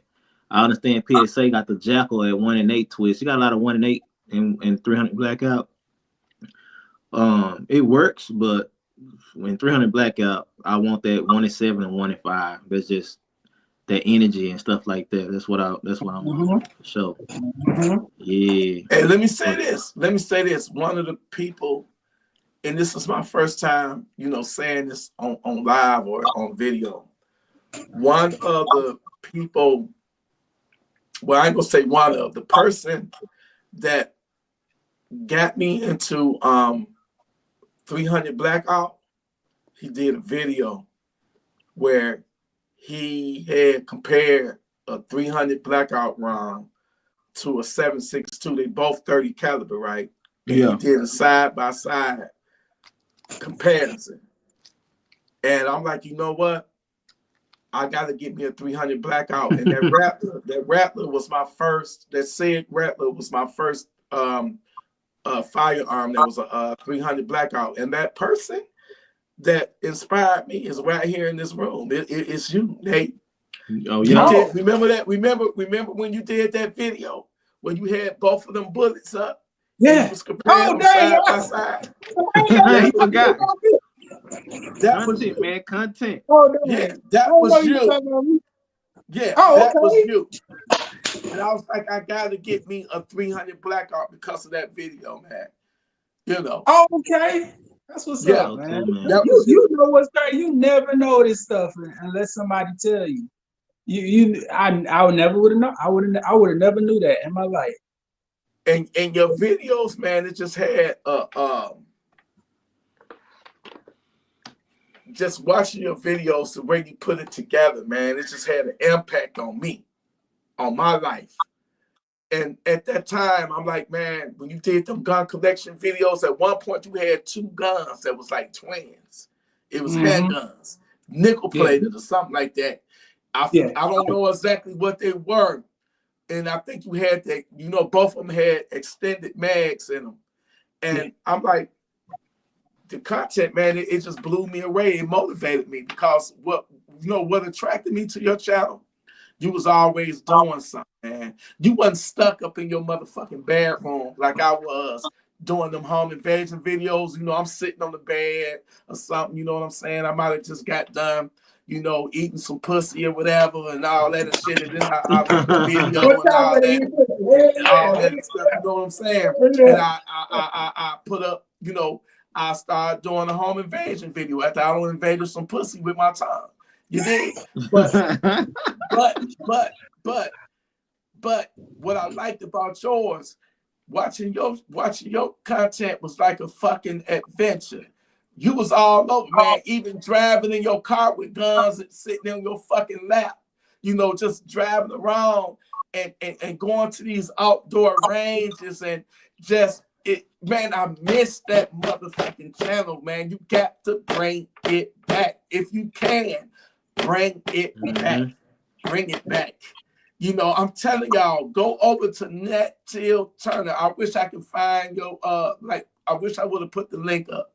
I'm gonna find it because I be trying to YouTube be fucking with you because when I put your name in the search bar, your channel won't really be coming up like that. You had to send me the link. Like that just now. Yeah, it didn't pop up. It popped up in link. his live. So I'm telling y'all, even though the videos might be old, that don't make them boring. Them motherfuckers, if you watch it, it's still gonna be new to you because you ain't seen them before. Y'all go over there. Yeah, it ain't that old. Show the brothers some love. It ain't that old. 2 years Show the and brothers shit. some Like love. See footage is footage. Go over there and watch who motivated TElectrik to get his AK and stuff. It's you and Johnny Snow. You and Johnny Snow. You gotta bring it back, fam. To get that to get that AK platform. It was you and Johnny Snow. Appreciate that, man. For real. You thinking about getting back into it, Nat? No, it's too much life. Man. Too much life is life, and man, I can't. Yeah. I could definitely. But you know what? For me, it ain't about your guns. It's you charismatic. It's your personality, man. I fuck with you because of who you are, not for what you have or not for what guns you have. That don't mean shit to me. I got my own guns. It was just the knowledge that you was putting out there for the youth and for these women out there. Like I say, tonight I have another women get armed video premiere tonight at midnight. Check it out, y'all. I get real deep on there. YouTube might try to strike me because I kind of went back to my old ways, being graphic. But that's the only, you got to wake people up, open their ears up, man. Yep. Home invasions, horrible things happen to you where this is not the 80s and early 90s no more, where you got that thief, running up in your house, sneaking around trying to catch you sleep or waiting till you leave and grab your valuables. No, they're coming in there for you. You are the trophy. And they taking these drugs, sexual stimulants, and they already played out the fantasy in their head before they even, head to your crib. You know what I'm saying? We got professional savages out there that case your shit, watching your movement. They know how they pulling meters. They got cell phone jammers now where you can't call the police. And why the fuck would you want to put your life and your family's life on, hoping that the police get there in time? And that's if you can call them. I'm in Detroit. It's been many of incidents where I've tried to call the police, and guess what I got? A fucking busy signal. Yeah. You know what I'm saying? I've been in situations where it's been a shootout and the police arrive on the scene an hour or 2 hours later after it's all done. So hell no, man. I'm not, be a real man, be a real woman, and be your own first responder. Don't count on nobody or depend on nobody to come and rescue you. Mm-hmm. That's what it's all about, being able to defend yourself. I'm not saying having a gun gonna make you invincible, but at the same time, if you got a reliable gun, your biggest weapon is your mindset. It's being savage, really. That's your biggest weapon right there, knowing what to do.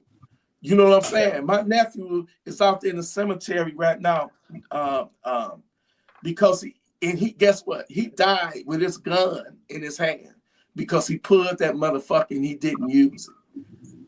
So you got to be tactical about this shit. You got to know when to move and how to fucking move.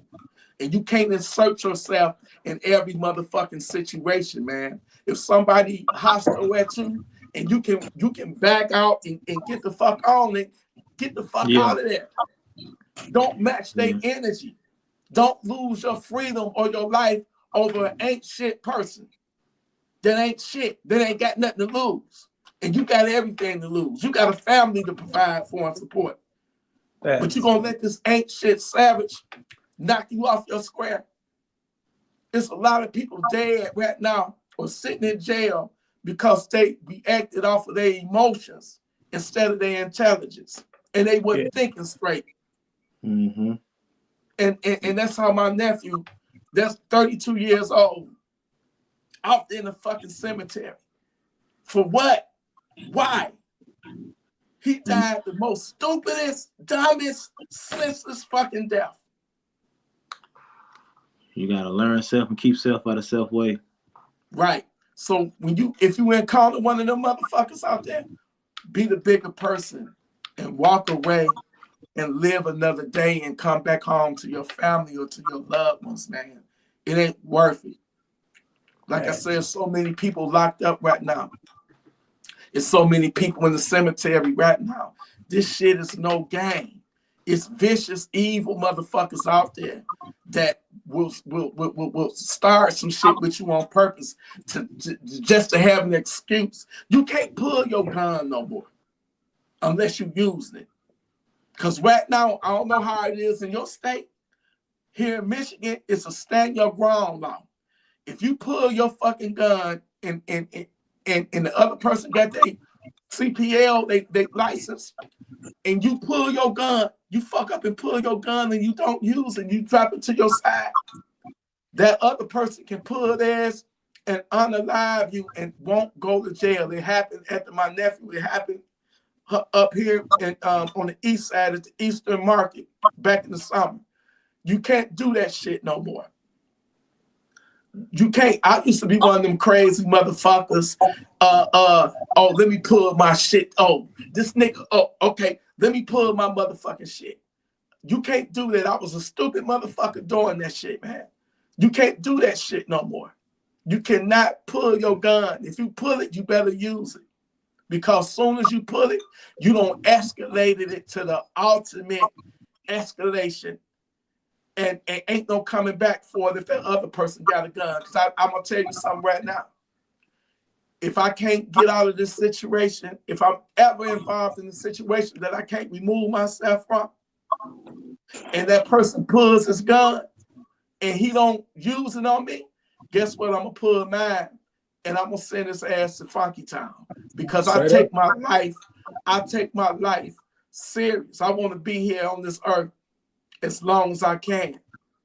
As long as I can, because I got a family that I got to provide for, and I'm trying to make it back home. T stays out the way. I don't like to be out there and about because ain't nobody out there but the devil. Mm-hmm. You know what I'm saying? And he will try. He will come for you. You ain't got to go looking for trouble. Trouble will find you. We got these motherfucking savages that's knocking on people's doors, claiming that they from the electric company. You know, this happened back in the fall. God let them in. They came that one night. He didn't let them in because it was too late. The motherfuckers came back the next morning. He let them in, and they unalived them. You know, so you got to be careful. You can't trust no one. Yeah. Facts. For sure. Man, looking at our government situation right now with these drones is hell. You can't trust shit. Your government tell you they don't know shit. Man, you better keep your head on a swivel. Well, you know what? Let me say this. I'll say this. My opinion on that. It kicked off. It's been happening, but more and more people, you know, with cell phones, they caption the shit. I still say it's gonna be some type of event where people can't deny it. It's gonna be undeniable. Something massive gonna happen, and I think that it's a slippery slope. A watershed event is about to take place, and we witnessing the very beginning of it. When have you seen where these so-called drones? It kicked off in New Jersey. Then it was in New York. Now it's on the West Coast in California. Then I saw one where they were being seen in Minneapolis. And where have you ever seen in a time where the government is saying all this shit and they don't even know what the fuck it is? And they were saying, well, we're not going to shoot it down because it could fall on somebody's house, or we're not going to shoot it down because they don't seem to be a threat. Now, I'm hearing that it could be Iranian. I'm hearing that it could be China. I'm hearing that it could be Russia. I'm hearing that it's a big-ass mothership somewhere that's unleashing these things. I'm hearing that they're coming out of the ocean. I'm hearing so much different shit. But what I'm telling you is something is happening that the government don't have no control over, whether it might be the government that's doing this shit, and that might be the reason why they're not shooting them down. But these so-called drones, they said some of them are the size of a school bus. You know, some of them the size of a small car. But I'm telling you, from my gut thing, my opinion of it, I think some of them it look man-made to me. It looks man-made. The shit that I saw back in 2016 wasn't man-made. The shit I saw back in 2016, it was an orb. And it was like a ball of energy. Like it was a reddish orange orb. And the bitch, it was crazy. I'm gonna do a video on it in detail, but I witnessed that. My son saw it, my brother who's no longer here, he saw it, and my niece saw it. So it's shit, it's more into this world than what we think it is, than what we are seeing. You know what I'm saying? And I don't know whether it's the government doing that on purpose to gauge our reactions, because they know something is about to happen. Because a lot of these orbs and shit have been seen going into the water, into the oceans and shit. And they said that we only explored only 5% of our oceans. You know what I'm saying? So we don't know what's down there. You feel me? But it's something more to it than what I know. I'm gonna say this: what I saw that night back in 2016, that shit was mesmerizing, because I knew I saw something that wasn't normal. The shit was quite bizarre. And it wasn't mechanical. It wasn't no rings. It wasn't no tail rollers. It wasn't no fucking strobe lights. This shit was a ball of light, like an energy ball or something. And the shit started flickering and brightening, and shit started falling off, and it created another one that floated up.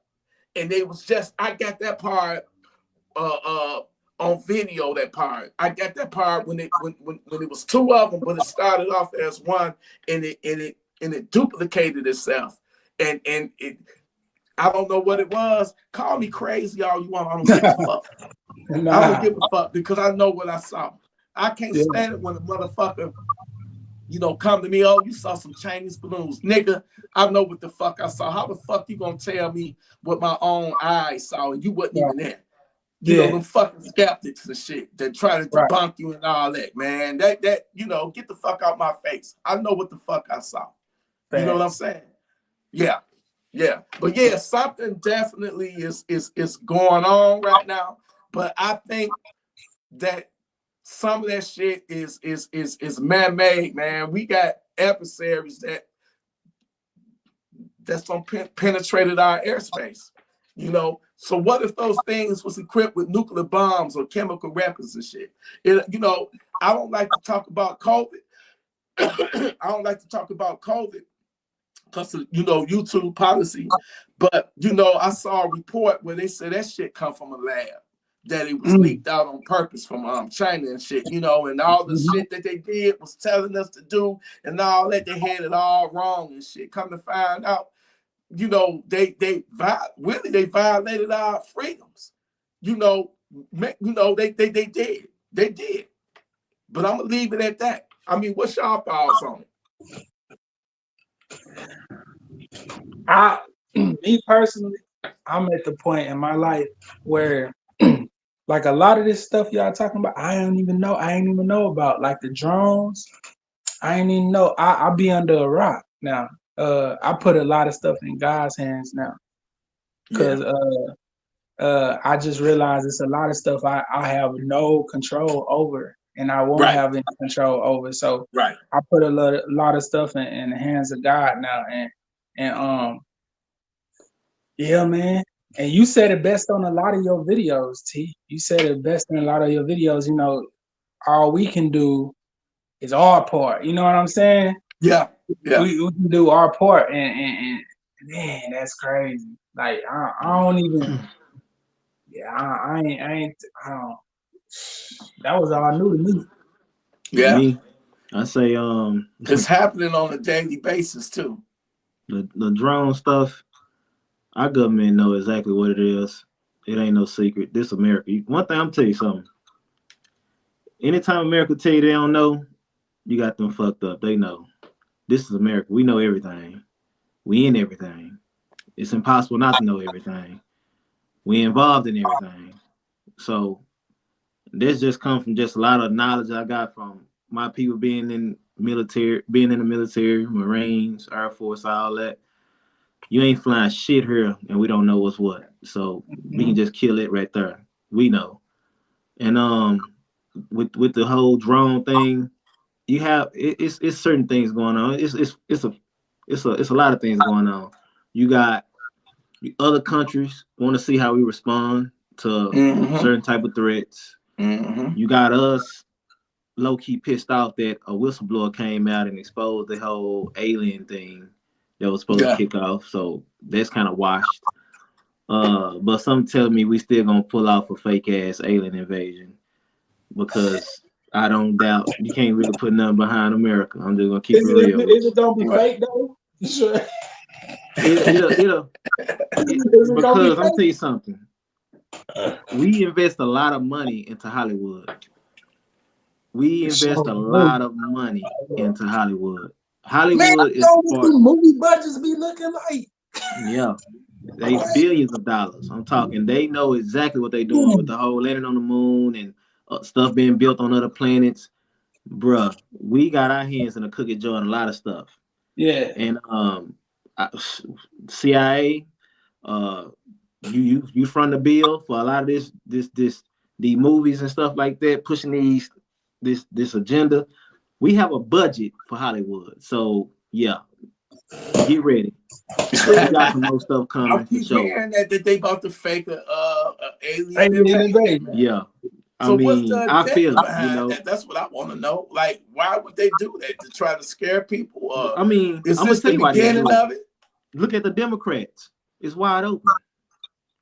Look at what the fuck almost happened before we got Trump. It's wide open. Look at the representation of America for the past 4 years.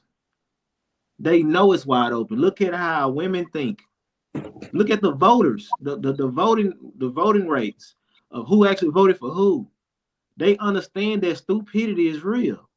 You know what I'm saying? Yeah. They understand. They live off of it. And it's at an all-time I'm gonna tell you something. They can feel how they say. This is for you Americans. Y'all can feel how the fuck y'all want to feel. I'm gonna keep it real with you. It's a lot of stupid motherfuckers in our government. It's a lot of stupid motherfuckers walking around here as civvies, aka civilians. A lot of y'all are some fucking idiots, and that's just what that is. And our government is taking a full-fledged jab at it. They love it. This is how I know you telling the truth, because I experienced this firsthand. I'm gonna make a long story short. I ended up having to go to court. I blogged. I don't know what it's called. What it's called? When I make the video, I did a video of me going to court to put on the gun channel when it happened. I was in trouble and I had to go to court. But I was vlogging it the whole time to put it up on the channel at the time, but I never did it. I never put it. Right. Okay. So anyway, I ended up going to court. Do you not know this lady, this judge? She was a judge. This lady didn't even know if I would keep my license. That was my only question. I wasn't worried about nothing else. All I said was, will I still have my license to carry? She said, I don't know. This the judge. What the fuck? This is the judge. How do you not know? This is the only question. Prime example. Just one question. Hey, do I still have my license to carry? She said, I don't know. I don't see why you should have it. Like, do I or do I not? For real. And that's what you saying, bro. They is for real, man. Man. Oh, same thing with our politicians. Yeah, bro. It's real, man. And it's like, how the hell do you get to where you at and you can't answer simple questions? You want to laugh and shit. And then these same fools who want to vote for your ass, only thing you can tell them is, I'm gonna try to legalize weed after I done locked a lot of you motherfuckers up for it. Ain't that crazy? And then I'm gonna laugh in your face, and then I'm gonna turn around and tell you I'm not gonna do nothing for you. I'm not gonna change anything, and you should vote for me because I look like you, man. If you don't get your motherfucking ass on, You deserve to be spit on saying some shit like that. You insulting my intelligence. Yeah. You tell them you're not gonna do shit. You're not gonna change nothing. You're gonna keep the same bullshit routine that this crash out Joe Biden is doing. You're not gonna change none of that. You think that this is ran really well? Look at our numbers. Look at our economics. You talking about Bidenomics? Bro, come on now. I can't make this up. And people voted for that shit. Just say we got a female president. Right. You stupid motherfucker. Yep. You Stupidity. It's Stupidity. stupid. Just say I got a at its female best. president. You're dumb. Yeah. You're stupid, bro. You don't care about your own safety, your present, or your future. This fool was talking about raising your taxes. We already doing bad. Look how long it took for them to even raise minimum wage here in America. What the fuck is you talking about? Why would you vote against your own future? And then you want to demonize this orange guy, like they like to say, the orange man. Only thing you can give me is racist ass shit. Yeah. You don't got nothing useful for me besides racism, hate, and vote for me because I look like you. And yeah, I'm thinking about giving y'all weed. Bro, that's not talking to me. Right. Us talking for me. Then the poor representation of a black woman. You go get a broad that used to sell pussy, talked about drugging men, robbing them, and then laughing about it, becoming a bogus BS rapper. You go get another broad that want to sit up there and shake her ass with fake hair in her head. Motherfucker can't even give you a full-fledged conversation without, hold up, let me read from this. You can't even think for yourself. Like, come on now, man. It's ridiculous, man. And then you go get white boy Eminem, who left a bad taste in my mouth. Brother, you one of us.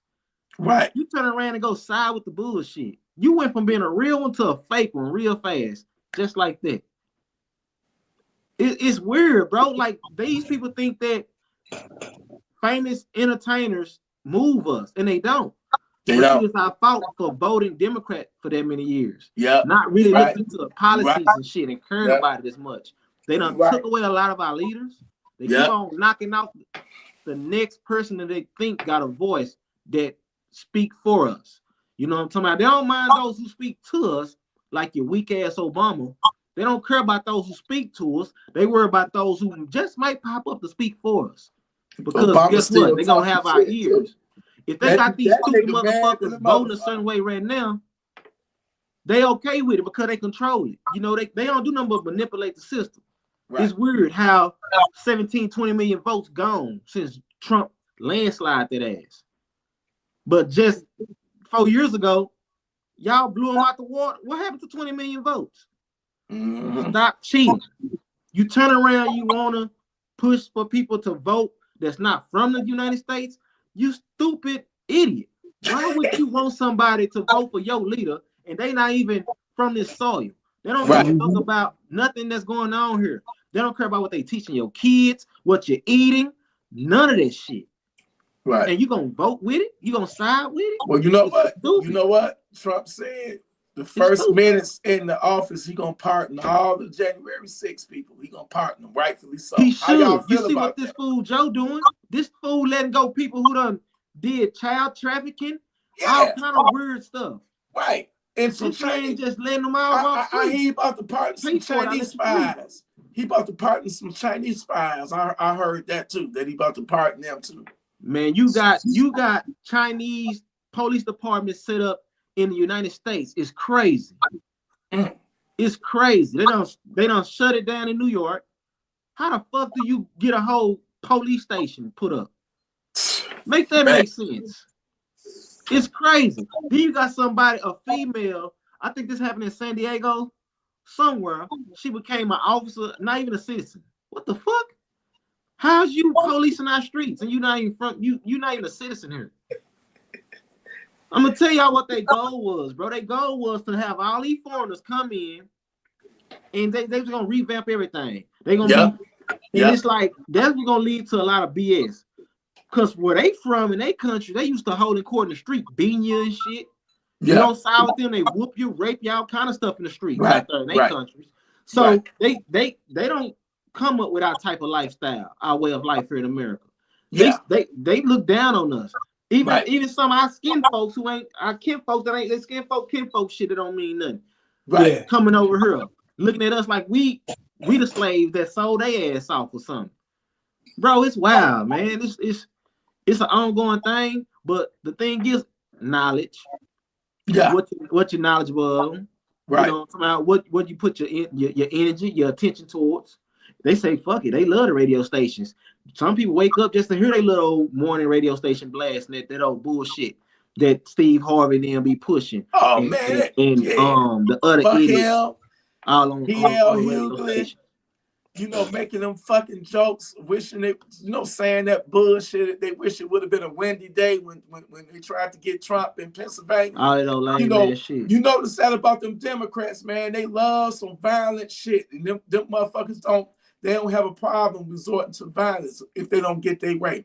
That's why they already saying that Antifa, Black Lives Matter, and all them plan on reactivating once Trump take office. Watch, it's gonna be a major uptick in protests. Well, riots, not no fucking protests, but riots.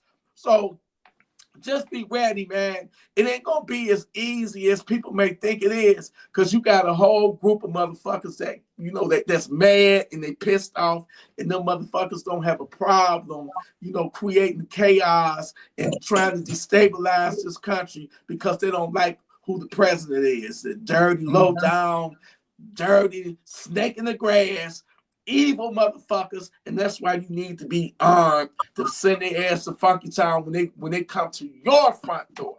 You understand? Right. You got to be ready. This shit can happen at any time. It can pop off at any time. And I ain't just saying it just to say it. These motherfuckers is dangerous. Yeah, we living in a dangerous, man. The country is still volatile, and I'm telling you, the shit gonna hit the fan. And that's why I'm so glad, brother Nat Till, that you are armed and you ready. I'm grateful for you. Saint, all y'all. You know what I'm saying? You know what? Go ahead. We don't went over the hour. We had an hour and 42 minutes. We can end it now, or y'all want to keep it going. It's up to y'all, brother. Because I'm not trying to hold y'all. I know I'm probably gonna get off real soon for my my energy and throat. But I just want to hear what y'all take on what's going on though. Yeah, man. That fucking drone shit. It's a lot of things going on. But I'm gonna tell you something though. Trump is intelligent. Why these people? He don't mind America playing stupid. He don't mind it to a certain degree. Right. He okay with it. Loose lips sink ships. Keep on thinking that we don't know what's going on. He's well aware of what's going on. We are being tested. I mean, this not even the first time. We've been seeing other countries pump fake against us. You got Russia and China flying together in the skies and stuff, making us redirect their ass right back the other way. You get a lot of that old pump faking ass shit. But these drone stuff, this ain't nothing but technology. I mean, Elon spoke on it. It's what we're investing our money on. Building more planes, making our military stronger. But when we go into this whole World War III phase, it's gonna be extremely wild, like on some Terminator shit. We are talking about, we already got robots, police and shit. Right. This gonna be a war that people can't even really just imagine. That's how wild it's gonna be. It's gonna be so much stuff going on. If that pop off, you're talking about not just nuclear, you're talking about biohazards, all kind of. Boy, it's gonna be crazy. It's gonna be an open season once this stuff start popping out. It's gonna be crazy, for real. For real. Also, it's gonna be like some Terminator shit mixed with what's that movie Will Smith played in? I Am Legend. Yeah, it's gonna be like that. Can you imagine a Walking Dead and Terminator meeting together? It's gonna be crazy like that. That's crazy. Remember that? We gonna be the zombie. My favorite Will Smith movie is I, Robot, and guess what? Elon Musk got them robots that look just like I, Robot. Yeah, it's gonna get real. That shit is crazy. And they want to see what America got. That's what these drones about. Right. Let's see, because Trump mentioned this 3 months ago. He say, when we did that old weak ass evacuation of Afghanistan, that left a bad taste in a lot of people's mouth here in America. And you think Pew and them ain't looking at that like, yeah, it's open season on them. Look how they evacuated, leaving all kind of shit over there. They left down there over billions of dollars worth of shit over there. Oh, Yeah, they tucking their tail like that? Oh, okay. Let's line up on their borders and see what's up. All that type of energy. So yeah, we're being tested right now. They flying our skies, all through Mexico and everything with all kind of drones and stuff all over. So it's surveillance stuff getting sold. You got all kind of stuff that can pop off. Attacks. It's just a little silent little check. It ain't nothing but a temperature check. See how fast we're gonna shoot stuff down. If we're gonna even respond. But I'm gonna tell you something. You know what? Trump ready. Remember when the Chinese flew that motherfucking balloon and Biden let it cross the whole country? I remember that. Yeah, that's what I'm talking about. Remember that? And they finally shot it down.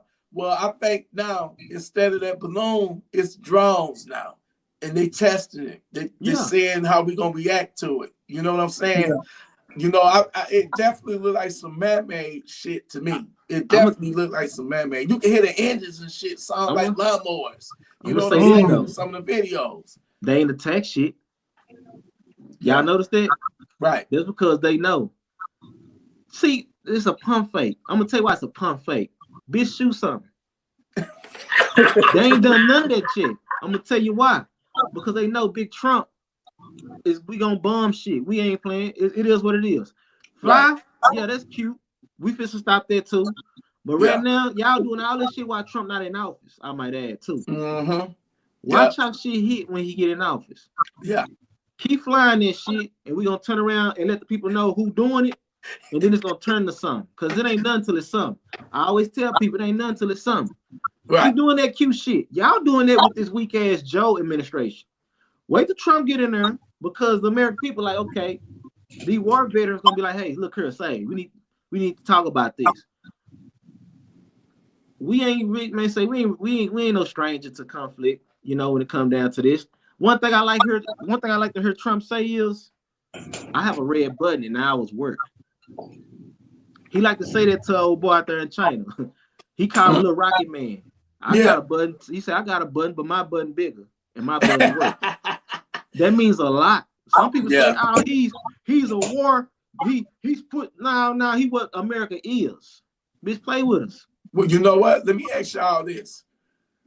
You know, it's 4 years of open wide borders. Any and everybody come in. It's been confirmed that 16,000 rapists have that's in the country right now, living amongst us, and 14,000 illegals that convicted of murder. So that's 13,000 murderers that Biden and Harris, you know, let cross into, you know, the country that's living amongst us and stuff. I also hear that it's secret terrorist cells that's amongst us that ain't been activated yet. If we do go to war, they gonna, you know, it's gonna be war right in the borders of this country because they let them in. So my conclusion is all that was on purpose by design. They was trying to destabilize this country. They hate this country. They was trying to destroy the country from within. Why else would you have a wide open border and let them people come in? Now, and then number two, they wanted a new voting block. So these people who you think they're gonna vote for, they're not gonna vote Republican. You know, they're not gonna vote for the party that's talking about deporting them back. They're gonna vote for the party that's giving them all of the benefits. Them illegals came over here living better than us with all them benefits, with the food stamps, cash cards, having you know, driver's licenses. Put them up in the homes and just, I mean, they just fucked this whole country up, man. And that's why all that shit they did, trying to penalize Trump, putting all that bullshit felonies on them and all that, man, I'm glad they did it because people saw through that shit and woke the fuck up and be like, you know what? These motherfuckers is destroying the country. We gonna vote for Trump. The whole map, the voting when the election came was red. Because people didn't want to go through that bullshit no more. They some sick individual motherfuckers that's perverted and they hate you know, they hate this country. You know what I'm saying? And they hate us. You know, what's your thoughts on it, Nate? Like I told you, I'm learning all of this as we speak.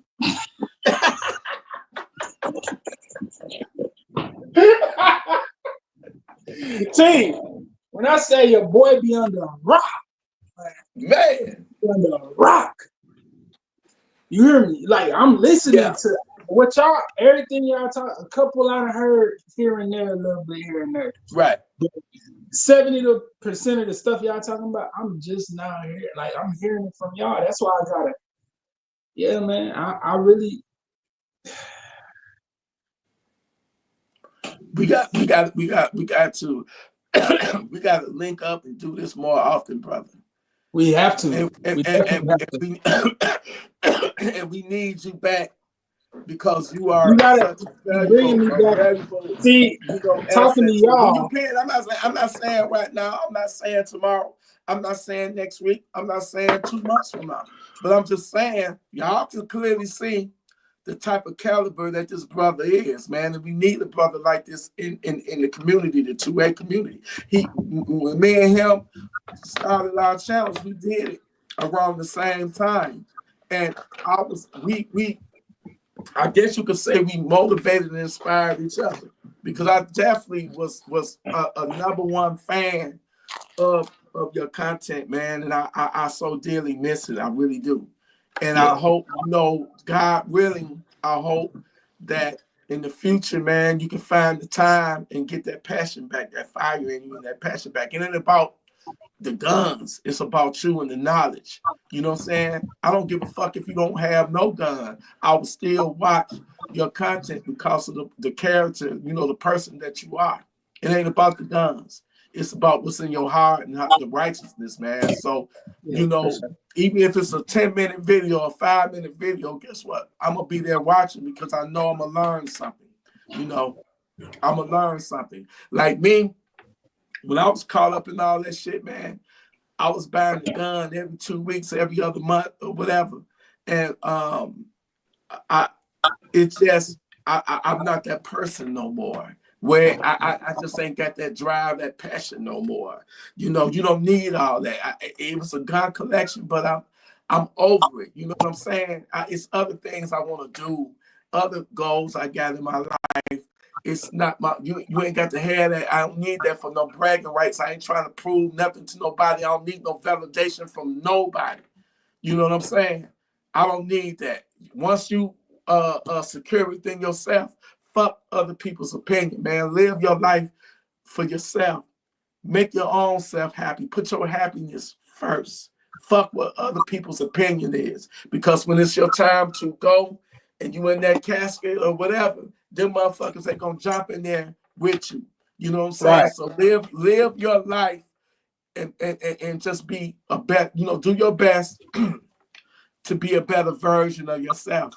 Nobody is perfect. We all got our flaws, man. But just live life and try to live it to the fullest and protect your life and protect, like my brother Saint say, protect your lifestyle at all times. You know what I'm saying? Yes, don't let the devil will, when you do good, that's when people gonna talk about you, come after you. It's gonna be jealousy. It's gonna be enviness. I've had a lot of people, snakes and shit, acting like they like me and cool and all that. But I know, for a fact they show their true colors and they really envy and all that, and they want to see your downfall, man. Get rid of people like that. Don't even have them in your spirit. You know what I'm saying? Don't even have them in your proximity. They no good for you, man. Yeah. So when I be standoffish, if I don't fuck with you, I don't fuck with you. It's a reason why I don't fuck with you.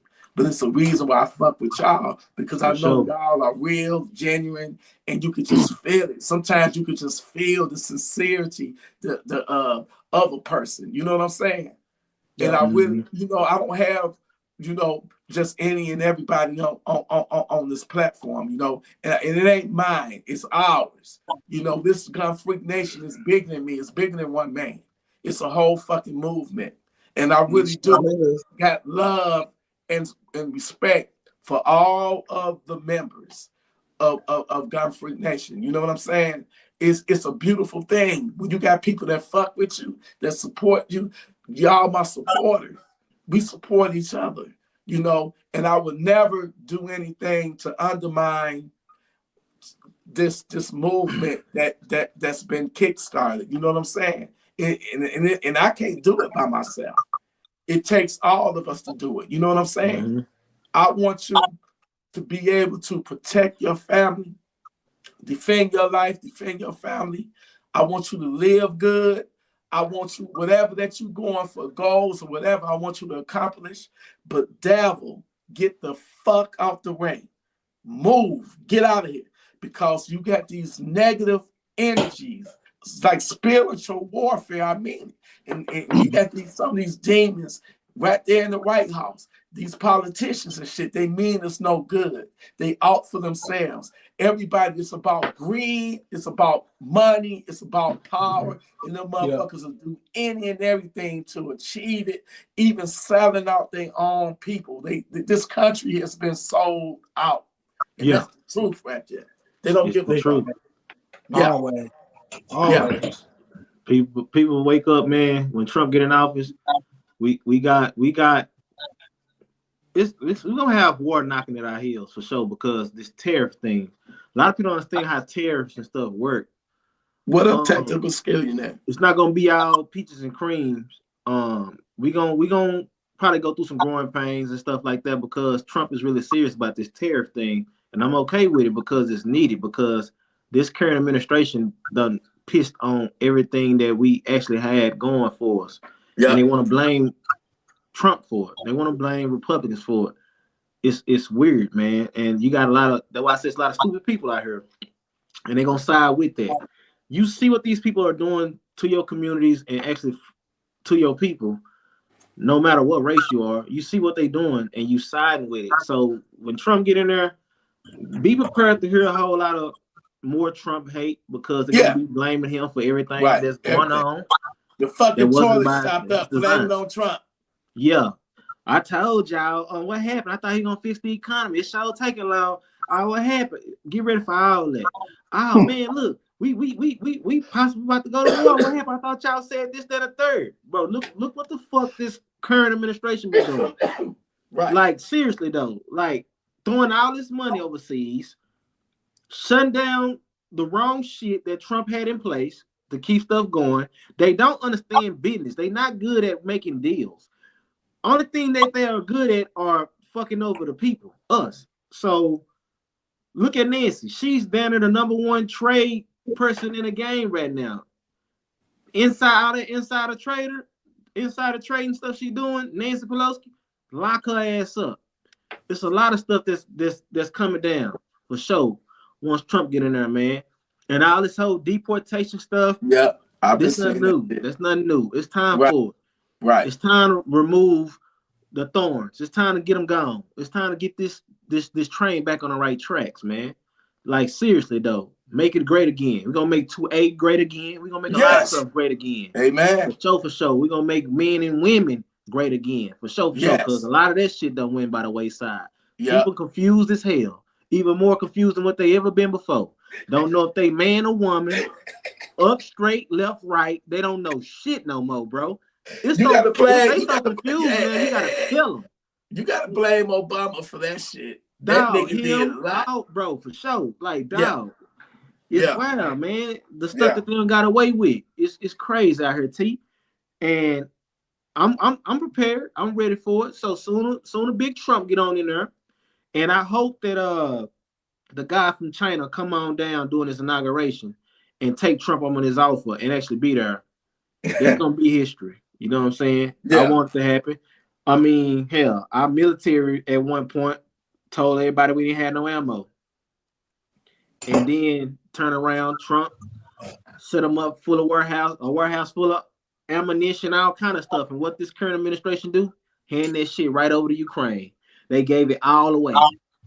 Just gave them people all our shit. Well, did you see the report where they say over 1 million Ukrainian soldiers has been killed? Did you see that report?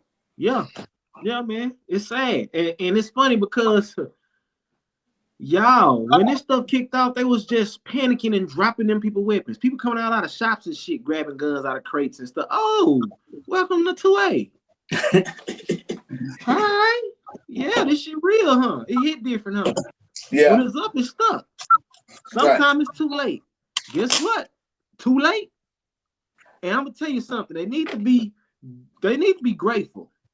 They need to be grateful because, truth be told, if it wasn't up to if it wasn't up to a lot of things that's in place when it comes down to war, see, it's rules to war. Yeah, it is. It's rules to war. You can go all the way back to the Zulu tribe. It's rules to war. And if Russia really wanted to, they'll piss all over Ukraine. Only thing been helping Ukraine is our American dollars. Yeah. Our American dollars, and the only reason why our American dollars been helping because guess what? I'm gonna say it right now. We've been fighting this shit. You know what I'm saying? We got a question. Ukraine ain't shooting our shit. We shooting this shit over there. Right, yeah. It say, Mexico or Canada is not our friends. What do y'all think about Canada banning all of those guns? They trying to disarm their citizens. They already banned the AR-15 over there about 3 years ago, 4 years ago. They say they want to send the guns that got to Ukraine. To Ukraine. Yeah. I saw What's that. your thoughts on that? That's dumb. Y'all taking 22 rifles. Let me tell y'all something. Y'all banning bullshit. I'm gonna say this. Do you understand war? We talking 4 autos. We talking war rifles and shit. I wish a motherfucker would bring a 22 to this generation of war. This not the old days. You know what I'm saying? Like y'all taking people shotguns and shit. Bro, them people slinging 5.56, 7.62 by 39s and 51s and shit. Bro, we in a technology age. Leave them people guns alone. You taking they pow shit. Let the people have that in Canada. You stupid motherfucker. So, bitch, y'all taking billions of dollars annually from America, and y'all trying to tell me y'all banning people pistols, handguns, shotguns, rifles. They don't got military grade shit over there in Canada on the streets like that legally. Y'all not taking illegal people shit. Y'all taking legal people shit. Make that make sense to tell me y'all gonna get that shit to Ukraine. Then they had the nerve to show the shit on the news. A pile of bullshit. Bro, people ain't touching them guns. That's why Ukraine losing like they are. If y'all losing them damn weapons, y'all right. Grabbing that bullshit. A big pile of bullshit. Bro, wood. Bro, stop it. Canada, embarrassing. That's embarrassing, bro. Let them people have that shit. Right. That ain't stopping nothing. My brother, Nate, please tell me that you're going to get back, get that passion back where you're going to start doing some content. Like, are you done with guns? Do you, like, in the future, do you plan on getting another gun? And if so, what you got your eye on? I was actually going to go to the range. Probably going to go to the range tomorrow. I'll probably shoot a video, though, T. But I was actually planning on shooting another video. I was gonna do it with the Freedom Ordinance FX9. It's probably gonna happen tomorrow. I'll probably shoot the video tomorrow because I did plan on shooting a video. I just never got around to it. Now I have the time to do it, and I was actually gonna do it. And as far as like getting another gun, the only thing I don't have my eyes on nothing. I don't have my eyes on any gun at all. Like, so as far as like, nah, I don't see me buying no guns no time soon. But the guns I do have, I will make contact with. Okay. So, that's fair. And when man, I ain't trying to be a Debbie Downer about it. T, I keep it real, bro. I just don't have the love for it. I respect that. It's gone. You can't expect somebody to be the same person they were a year ago or 2 years ago. I mean, you progressing. It's your life to live, brother. You know what I'm saying? So, whatever that makes you happy, whatever situation, you just got to continue to move forward and pave out your path to happiness. That's what it's all about, man. And but when you do shoot that video, please I'm subscribed to you anyway. You know, I'm gonna get that notification if YouTube be sneaky, man, unsubscribing people. You feel me? So I'm gonna be checking in on you personally. You got my number. You personally text me or call me and let me know when the video up, and I'm gonna share it on my channel. And I definitely, you know, looking forward to seeing it. You know, but it's been such a pleasure. I still can't believe I got my boy, my day one brother, OG, up in here. I waited so long. I mean, I just wish I had the energy. If I had the energy and my voice and shit, I'd be 100 times more hyped than I am right now. Hey, you know what I'm saying? No, but you like I'm the same way. Like I'm man, I appreciate you so much, man. Cause listen, I don't have a Facebook. I don't, you know, as you know, I haven't been involving myself engaging in YouTube. I don't know if you noticed. You busy on IG though? You still got your IG, your Instagram? No, I don't even be on there. So what I'm saying is like, for you to get me on here, you see how I got love for you, brother. Yeah, I don't even engage or partake in like pretty much social media at all. Like I'm not even gonna lie, no TikTok, you know, Snapchat at the most. That's it. So, and I ain't trying to. I'm saying, you know, it's genuine love when you know it's genuine love. Cause I just love you, brother. You know what I'm saying? That's why I'm here. Cause I really be like I told you, I be under a rock. I really be under a rock. I be in my own head, like for real. And I really need help being brought out of that and back to the real world to know current events and what's going on. I'll be really, you know? Right. So yeah, man. I appreciate you. I appreciate hearing from you. You invite me. I'll come on here anytime you want me to. I'll be here anytime. Sure. Right. You gotta keep popping out then for sure. Yeah, it was I appreciate it. I'm looking forward to that range video. I'm looking forward to that range video, man. I can't wait, because some of my favorite videos that you did was at the range, man. When you know, shoot. I remember one time you had the KSG and you was comparing it to another shotgun. I forget what that other shotgun was, but you said that recoil seemed to be a little bit more harsher on that KSG, that it was fucking your shoulder up, man. Shooting AR-10, the AR-10. Yeah. You had the AR. Yep. AR-12. I'm sorry. AR-12. Yep. Yeah. Yep. You had the AR-12, and you said the KSG was a little bit more harsher, I think. Yeah. You know, but yeah, man, you got your what I loved about your content is just incredible, man. You know, it's entertaining. It had you laughing, and at the same time, you watching it. You know, you learning something. You know, you got the you know, you teaching people, man, knowledge. You know what I'm saying? And we need that, you know. And I know I sound like a broken record, man, but you know, I hope you do decide to get back into it and bring it back, man, because I was a #1 fan of it. You feel me? And I feel like I'm on cloud #9. Having my brother Nat Turner up on this motherfucker. You feel me? Likewise, this was man. Long time coming. And I finally got you on here, you know, because this ain't the first time I asked you to come. You know what I'm saying? Yeah. It's not the first. So I'm glad, because I didn't think you was going to do it, because I'm like, man, you know, you might have a lot going on, busy and whatnot. But at least I can do is ask again, and brother, you delivered. So I appreciate it. And like I say, I ain't trying to hold you all night or whatever. You know, we don't did 2 hours. We were supposed to just did 1 hour. We don't did 2. But that's what happens when you enjoying yourself and with, you know, like-minded people. When you having fun, time flies. You know what I'm saying? But you know, it's open. It's open.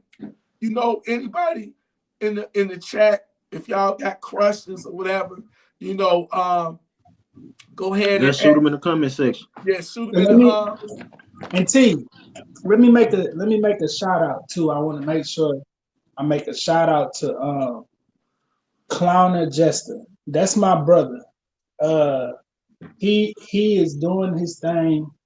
He's doing Is he on Instagram? Yeah. I think somebody follow me and I follow them, and they got the word clown in they name. Is that him? I think it might be him, but Clowner Jester. Even if like T, even if one day even if you talk to him, you like him, when I say that man, yeah, his he working on his videos and he's still doing it. Okay. I actually want to start shooting for him. Okay. And producing his videos because I would love to be behind the camera, stay behind the camera, and What's stuff like that. What's his name again? Clowner Jester. I can't even tell you exactly how to spell it on YouTube. Clowner Jester. Yeah, Clowner Jester. Okay. Shout out to Clown and Jester. Shout out to Clowner Jester, man, and he got a page, and he gonna be on his YouTube. He about to start getting busy on it. Starting. I'm pretty sure he's gonna start getting busy on it. Y'all seen the who made the pivot? Who made that pivot? The 9mm pistol caliber carbine pivot. You know what I'm talking about? You talking about the pivot? You talking about the device? Nah, I'm talking about the gun. The pivot. Who that 9mm Glock mags? Who made that? Oh man. He got that damn gun. You talking about the chassis system? No, I'm talking about the pivot. Y'all, come on, man. Oh, I gotta look into that. I'm lost right now on that. The 9mm, the pivot. Thank you, Whitney. I don't know who make it, but anyway, he got that damn gun. When you said that it was a gun, I did have my eyes on. If something did happen where I had, got in a position to buy another one, it would be the pivot. Shit. It's a folding rifle. Nah, it pivots. It don't fold. It's a pivot. Y'all know what I'm talking about. When y'all see it, y'all gonna be like, "Oh, that's what he was talking about." It's like a Kel-Tec, don't it? You talking about that sub 2000? It's not a Kel-Tec, but I'm saying the pivot. You gotta It ain't the sub 2000. I knew y'all was gonna know. Oh man, I don't know. It's like a folding rifle, ain't it? Do it fold? It don't fold. It don't fold. It's when you say pivot. When you say pivot, what you mean by pivot? Give us a demonstration. All right, we got the AR, right? AR, but the barrel literally pivots around like this. This is the barrel. When you hold in the gun, this is the gun. It don't fold or nothing. It pivots around and pivots back around. Oh, I wish my brother. Oh, I wish I could put him. You talking made by Trailblazers? You talking about that Tommy gun? That ain't made by Trailblazer firearms? Yes, Trailblazer firearms. Yes. Yeah. Trailblazer pivot. Yes. When you said if I had my that'd be the one, because that pivot. And my brother, he got that thing and he let me hold it. And I was like, oh man, I almost fell back in love with guns. But yeah, man, shout out to Clowner Jester, man. That's what's up. I'm gonna have to look him up, but I think I supportable PCC. Is that the one you said wanted to holler at me and it never happened? We were supposed to talk to him on the phone or something like that. And it never, I don't know why it never happened, but I was open to it. You say that's your real brother too, blood brother, right? Nah, it ain't my blood brother. Okay. It's my, but I thought blood wouldn't make us no closer. That's what I'm talking about. That's what's up. But T, Thank you, bro. Brother, I love you, man. Anytime you need me, hit me up, call me, text, whatever. I'm here anytime, 24/7 for you, man. Okay. Saint, it was nice meeting you, So man. I appreciate y'all having Likewise. me. I'm an appreciate it. old man, y'all. It's my nap time. Yeah, yeah. All right, man. Like I said, it was a pleasure having you, an honor having you. And this won't be the last time that we have you on here. I'm gonna put Anytime. together something real soon, maybe sometime next week and stuff. I'm gonna holler at Brother James Walker, see if he wanna partake in it. I'm gonna tap in with Brother Tactical Skillionaire, see if he want to, to jump in, because Skillionaire right here in the D. We gotta link up one day and hit the range, So, but like I said, man, thank you for blessing the Gun Freak Nation with your presence, man. Like I say, you are day one. You are an OG, man, with the nation. You hear me? And it's incredible, man. Your content, your channel, amazing, incredible. Appreciate it. And I'm still tripping on just the thought of you, just being in here, partaking in this live, because I have the utmost love and respect for you, brother. You know what I'm saying? And like, it's just amazing. I remember doing that COVID shit and everything. You was putting out the content, and you was going to different stores looking for ammo. The shelves were dry. The shelves were fucking empty. I remember that video. Matter of fact, I got that video saved in my favorites to this day, and that was back in 2020. You did the video. You was looking for ammo. I forget the name of the stores that you was going to, but you went to at least 2 or 3 of them. Yeah. And it was the same old shit. And then all of a sudden, me and my girl laying in bed watching the video, my ass pop up on the fucking screen. I'm like, yeah. I said, damn, really? You put me on the screen? And I'm like, man, this brother ain't got nothing but love and respect for me, man. Yeah. So You already know. I appreciate it. I said, let me save this video. Let me favorite this and put this in one of my favorite lists, man. And I still got it in there to this day. So you showed me nothing but love and support throughout the years. And likewise, I feel the same way for you and your content, your channel, man. And this won't be the last time you up in here. I'm probably gonna bug the fuck out of you now, having you come. You fucked up now. You trying to be low key and under the grid. You don't fucked up now, because I'm gonna be texting you every time I go live now. seeing what's up with you. You ain't got to come. I'm popping live tomorrow. You gonna get the invite. You know what I'm saying? You gonna get the invite. You feel me?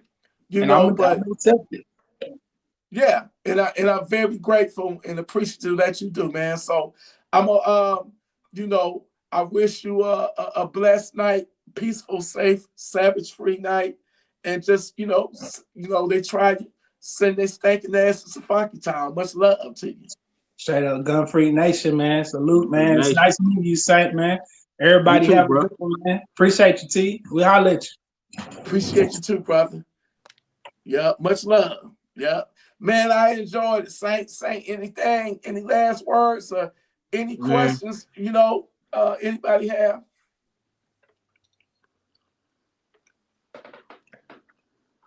Yeah, I see they talking about, I see 2 states are trying to sue lock over the switches. What up, though, Baltimore James? What's good with it, brother? Nephew? Yeah, they trying to sue Glock. I saw that. There's a lot of companies coming. Well, it's a lot of companies getting sued and stuff right now for stuff. But yeah, ain't gonna stop nothing. Then people they're just wasting money. Yeah. There's more tax dollars being burnt. Right. On bullshit. Yeah. Yeah. So what you got planned, man, for the weekend? Me, I'm just trying to get back 100% again. What is your plans for like future? What you gonna add to your collection? I hope it's an AK. What you got your eye on, and what you got going. But I know you savage ready at all times. You feel me? Yeah, I'm damn sure gonna add for sure for 2025. Everybody gearing up for 2025. Everybody getting ready for it. I got a list of stuff already jotted down that I'm adding for 2025. Definitely spin the block with a lot of more 2A content for sure on the channel. Just to start pushing my gaming channel real heavy too. YouTuber 214TX. I'm gonna push that. Let me say this, not to interrupt you. Yeah. Last week I got Game Pass just to get Black Ops 6. So far, I've been playing the solo campaign, the story campaign, right? Right. That fucking game is amazing. My favorite one so far is the mission that got Bill Clinton in it, where it's like a little spy mission where you got to do all these. You got the option of 3 different missions and shit. And when I played it last night, I was on that mission where you got to invade Saddam Hussein's palace, looking for that the cradle. That game is dope. I have not. If I wasn't sick, I would have been on beat it by now. But have you played it yet? Because I haven't played it. My partner them have though. I'm more so into like the multiplayer. Call of Duty. I play the campaign. That's what I'm gonna do. I'm gonna download the multiplayer next after I beat the campaign, and maybe me and you can link up and shit, and join, squad up and shit and play it. But yeah, that game, I like it. I like it better than last year's Call of Duty game, and that was dope to me. So yeah. I'm feeling that. I plan on going live tomorrow. Probably go live on a gaming channel. Same did nothing on a gaming channel in a hot minute. For sure. So gonna probably do the gaming channel. If I don't decide to do the gaming channel, if my guys don't slide through. Right. So I might just spin the block on a lifestyle channel right here and talk about a lot of more guns and stuff like that for sure. I'm heavy into talking about the guns and stuff. So yeah, I'm gonna see what they talking about. I know before I got sick, I recently got sick.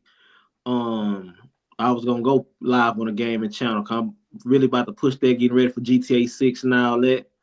So shit, with that thought in mind, even if they don't pop in, I'm probably still gonna spin a block on my YouTube, my YouTube 214 channel.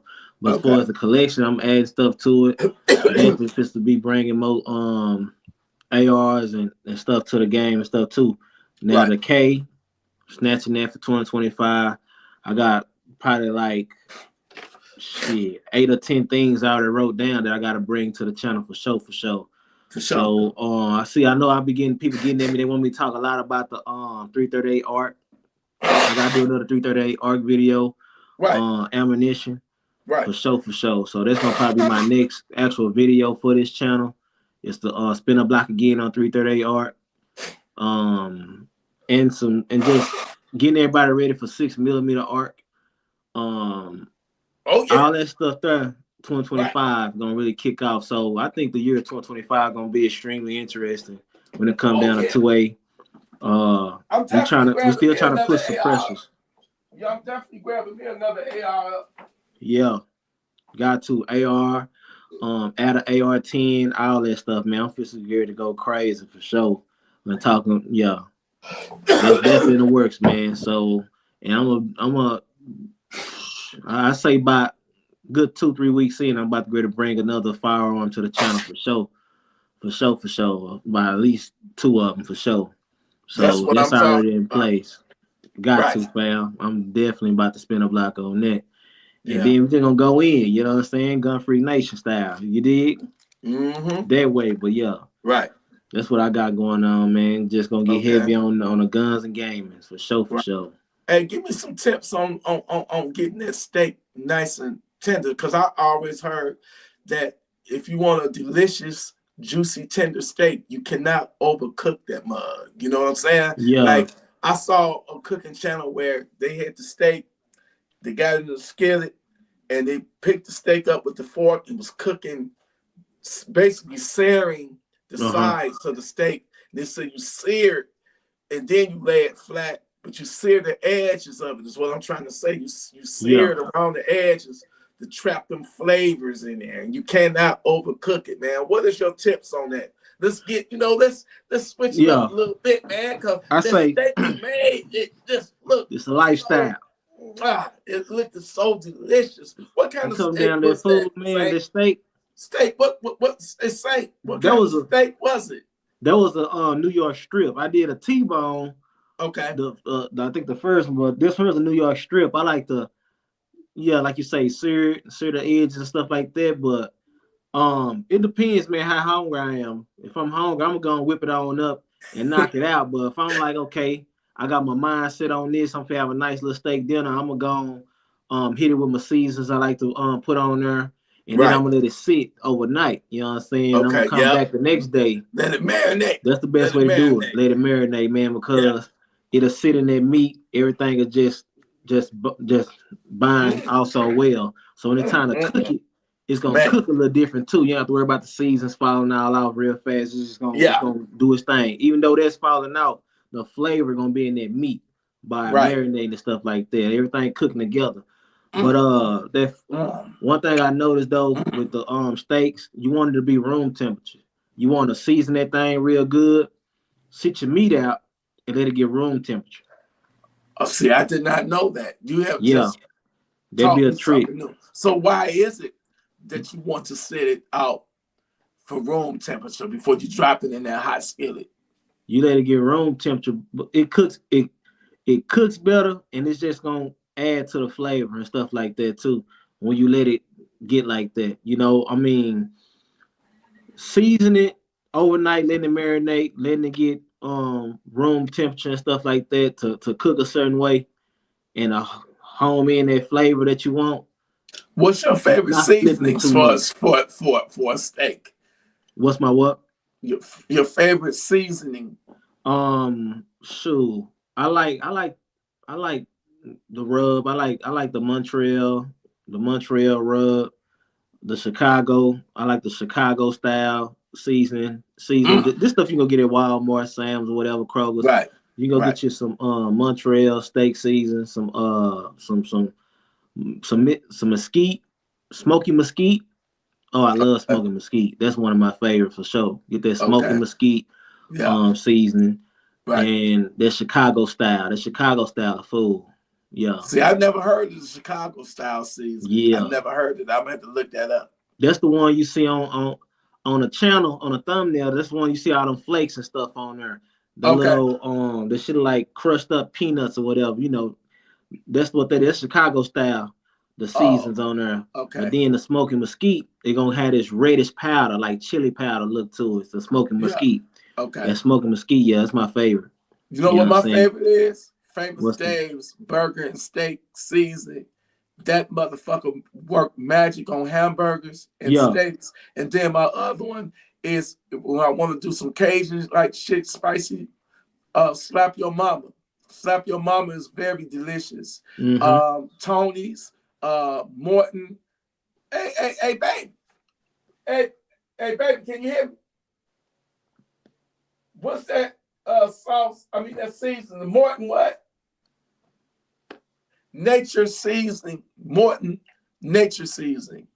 That's some good shit. And, pretty much, and then your regular Lori, the red seasoning. Yeah, I love that too. I love that too with it. That'll make anything taste good, So, and I like to blend it all together. I like to dice my onions up. I like to, throw my oil in there and put them onions on there to get it, sauteed up. And, my favorite steak at the moment is rib eye. Rib eye steak is my favorite, man. And then after that, probably porterhouse. But I've never in my life, shame on me, but I've never had the flaming young, or whatever, however you pronounce it. I had it. I went into it like that. I came back to the T-bone and the porterhouse and stuff like that. With the steaks, you want that. You got to get the tongues and flip it. You don't want to poke it too much with the fork in it.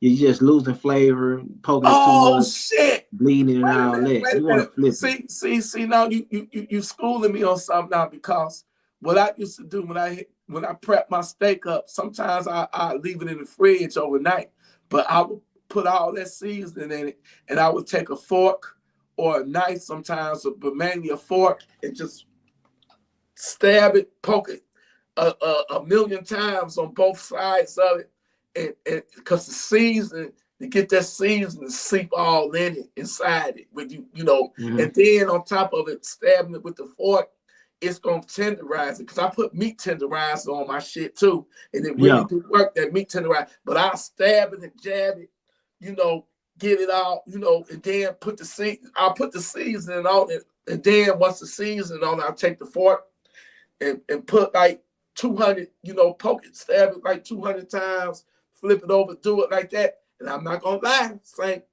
when I cook it that next day, that shit melts in your mouth. It falls apart. It breaks apart. It be so juicy, so tender. Just, I mean, it literally just melts in your mouth. But you say you don't poke yours like that with a knife, huh? Nah, I let it I season it real good, let it sit overnight. Cause when you poke it too much, you losing a lot of the flavoring in the meat and stuff like that. So it'll still be probably juicy when you cook it, but it won't be as juicy. And you won't all let the mix. And then a lot of people And you mess up want to trap them flavors in there. You want to trap the flavors in there. Okay, I get it. It make it better for the sear and everything. A lot of people mess up when they do their steaks. They don't dry their steaks. They'll rinse them off or whatever, clean it, but you want to pat it with a dry paper towel. You know what I'm saying? You don't want it to be wet. You know, you want to pat it. And so after you do it, after you know, wash it off and stuff and pat it to get that water and stuff off, then you hit it with your seasons and stuff to let everything stick the way it should, and you know, cook well like that. So then you gotta hit it with the me. I gotta have the butter, the stuff like that, because with the butter, the way the butter and oil and the season and stuff mix, it just helps. It helps real good with the sear and all that stuff too. And when it come down to putting a pan to the side and scooping it up with a spoon and like basting over it with the juices of the flavor, all that spill flavor that's coming out cooking, it just goes. Everything is just heighten the meat. It just make it hit also well, man. And then by the time you're done cooking it, some people they fry it up over the stove and that's it. I go over the stove and then I let it finish in the oven because I like mine well done. I don't fry it and you know over the stove. Okay. And just went at it, but I do my thing over the stove and then I put in the oven and let it finish Wait in a the minute, hold oven. on. Wait a minute. You telling me that you cook it on the skillet, on the stove top, and then you put it in the oven? Why do you I do wrap it that? in foil. Why? Yeah, I wrap it in foil and let it finish in there about 4 minutes or something like that. Depending on how thick they is, about 4 to 6 minutes on each side. And then after that, I bring them out. And the best time to really eat a steak is after you let it set in foil or whatever. You let it cool down, and then you go at it. Yeah. But most people, I mean, you go to your restaurants, they're gonna bring it to your hot sizzling and all that. That's cool too. But yeah, and can't go Damn, you wrong with making it. me Finishing in hungry, the oven man. You like that. making me I like it be well hungry. done. I can't do the bloody steak. I'm not with it. I don't care You know what they what? talking about. Man, let me tell you something. I had an ex when she made her steak. Man, literally, it'd be puddles of blood on the plate. I said, no. Yeah, I've I seen that a cannot lot. eat my steak like that with all that blood. Maybe a little bit. Yeah. Maybe a little bit. But her shit would have puddles of blood on it. Yep. I'm like, ah, man. I hear it ain't going to hurt you or nothing, you know, that you can eat beef or something like that. But, you know, raw, whatnot. But, no, I That's what got they to tell have you. it, you know. That's what they tell you, man. If you ain't eating like that, you ain't eating a steak right now. That's cool. But I'm gonna tell you something. A lot of them people who eating they shit like that is wondering why. And not to be nitpicky, but that's why a lot of our Caucasian brothers is having stomach problems and shit later on in life stuff too. Y'all better cook that damn meat. See, that's that Texas talk. All the way through. Hey, Baltimore, that's that Texas right there. That's that, you know. Hey, man, that's that Texas talk right there. Square business. I hear y'all real. Hey, I'm going to ask you a question, man. I'm out here in Dallas. Hey. Who make the best ribs, man? Memphis or Texas? I ain't never had Memphis ribs. But I don't had these conversations before though. I gotta give it to us, you know. Just I don't hear people come to Texas and be like, y'all ain't got no real food here, and I be like, man, I ain't, yeah, okay. But I know we can throw down with the best of them. I don't heard like I got a homie, Fatty Rick Ross. And when they talk about food and stuff, I hear how they be preparing their food. And I be like, okay, that's what's up. Well, my thing is just, man, I mean, talking about meat, steak, just bro, Texas, land of the cows, man, say, we gonna hold it down. We gonna barbecue the hell out of some shit. You know what I'm talking about? For sure. We might not be like some of them guys in the bayou cooking up gators and stuff, but they cook them up here too. Everything get cooked here in Texas. So you make the tacos too? Do the tacos, y'all. I let my wife handle that though, man. She be on that. She go down through there. When it come down to that, yeah, I let her have her way. I go out. I'm the steak man. She do the steaks and stuff too sometimes, but her cooking, she all over the place. So soul food stuff, tacos, and we're gonna do a lot of more cook video stuff too. Right. Man, you know what? We have fun with it. I had an ex that was a Mexican. She was Mexican. She Mexican, my ex. Well, one of my exes. And I used to eat the tacos with the lettuce and tomatoes and the ground beef and all that. So delicious. But she was like, that ain't no real fucking Mexican, authentic, taco. I'm gonna show you the real deal and let you, compare them. So what she did was, man, I ain't tasted one this good and delicious since, we broke up, and that was over about 15 years ago. Almost 20 years ago, but she didn't put no lettuce, no tomatoes on her tacos, man. It was refried beans with meat. Yeah. And then she would cook the motherfucker. Like the shells, she would cook it.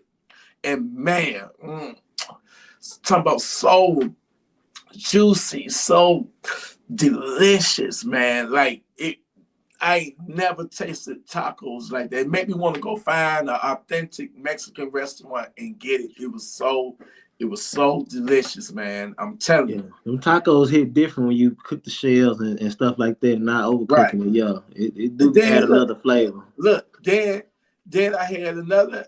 Well, she wasn't my ex. We weren't never together like that. It was just somebody I was messing around with.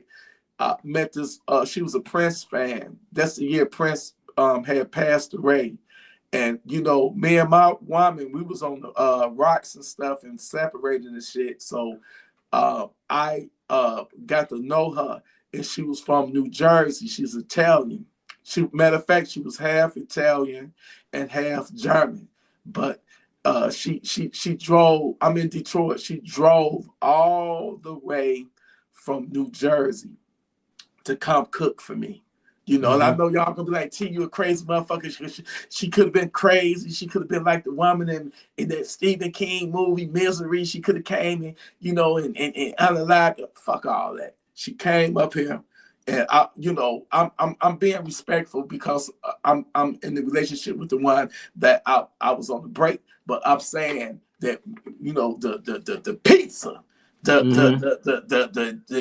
casserole, the 3-meat treat casserole was so just so delicious, and man, I'm telling you, in the sandwiches, and it was just so it was a beautiful thing. And I know my baby in here listening, and she probably feeling some type of way. No dig on you. So you know what? Since I brought that up, I got to bring up the good dinners that she has made for me, which my baby came up with something called hey baby, What is that? Buttermilk chicken, buttermilk wingdings, buttermilk tenders. Let me tell you what she did. And this is who I'm with right now. Man, let me tell you something. Let me tell you something. She took a bowl. She took a bowl, put some butter in it, poured some milk in it, and she said, "There's your buttermilk." We was out of buttermilk that day and didn't feel like going to the store. So she experimented. She took some butter. She took some milk. She took that butter, put it in a bowl, put it in the microwave, heated it up, melted that butter, poured the milk in it, and mixed it up, threw her extra seasonings in it, and then she dipped that chicken in it and let it marinate. She let it marinate overnight, and then she floured it and mixed it up. I don't know how she done the shit, and I'm being skeptical at first. I'm like, this shit, man. But when I bit, like, we got a deep fry, right? Right. Deep fried them tenders, like it could be tenders, ring. She tried it on pork chops, but when I bit into that tender, when I bit into it, it was an explosion in my mouth. The flavors of it it was like somebody tap dancing on my tongue. And it was just so juicy. I don't know what it was about that buttermilk, but the flavors, it trapped the flavors in it and made it so juicy, so tender, so just, baby, you're going to have to make that again, you know, because I had to say that because I don't mention 3 other women, so I got to mention my favorite from her. You did. So it's called the buttermilk. I don't know what season she put in that, but, baby, I am glad that you experimented because she can put some shit together. She put some shit together and it would knock your motherfucking socks off. Yeah. You like that, man. Y'all know what to do in that kitchen. Yeah. For sure, man. Exactly. I'm going to say this. We talking about food. Y'all be careful with the air fryers. Them air fryers, I know it's a big old trending thing and all that. They're supposed to be all healthy and all that. I had one and never used it. I barely used that bitch. I had a microwave where it was like, that microwave was a air fryer, a microwave, a oven. It was like 2 more things and shit. But finish what you were saying. Be careful with them air fryers, man. That stuff been linked to some lead poisoning. What? You know what I'm saying? Yeah. When? This year, this month, actually. They've been running tests and stuff like that. Swiping it with some type of Q-tip. They've been swiping the surface of some air fryers, and it's been going back and linking to lead poisoning. So you got to be careful with a lot of the air fryers. I mean, it's nothing but pure radiation anyway. Ain't no fire with the air fryer. They cooking your shit. It's worse than a damn microwave, if you ask me. Damn. Wow. You gotta be careful with a lot of this technology, man. And it's funny, I was telling my wife this shit, and everybody look at me like I'm just conspiracy crazy dude. But let me tell you something.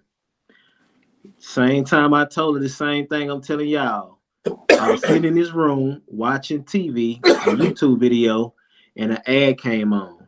And y'all probably want to Google this commercial. This commercial was what kind of commercial was this shit?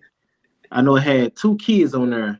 Damn, it had a Caucasian boy and a black girl. And the Caucasian little boy say, yeah, my mama they asked the question, how do you make a grilled cheese sandwich or something like that? The little boy say, yeah, my mama makes the grilled cheese sandwich and put it in the oven.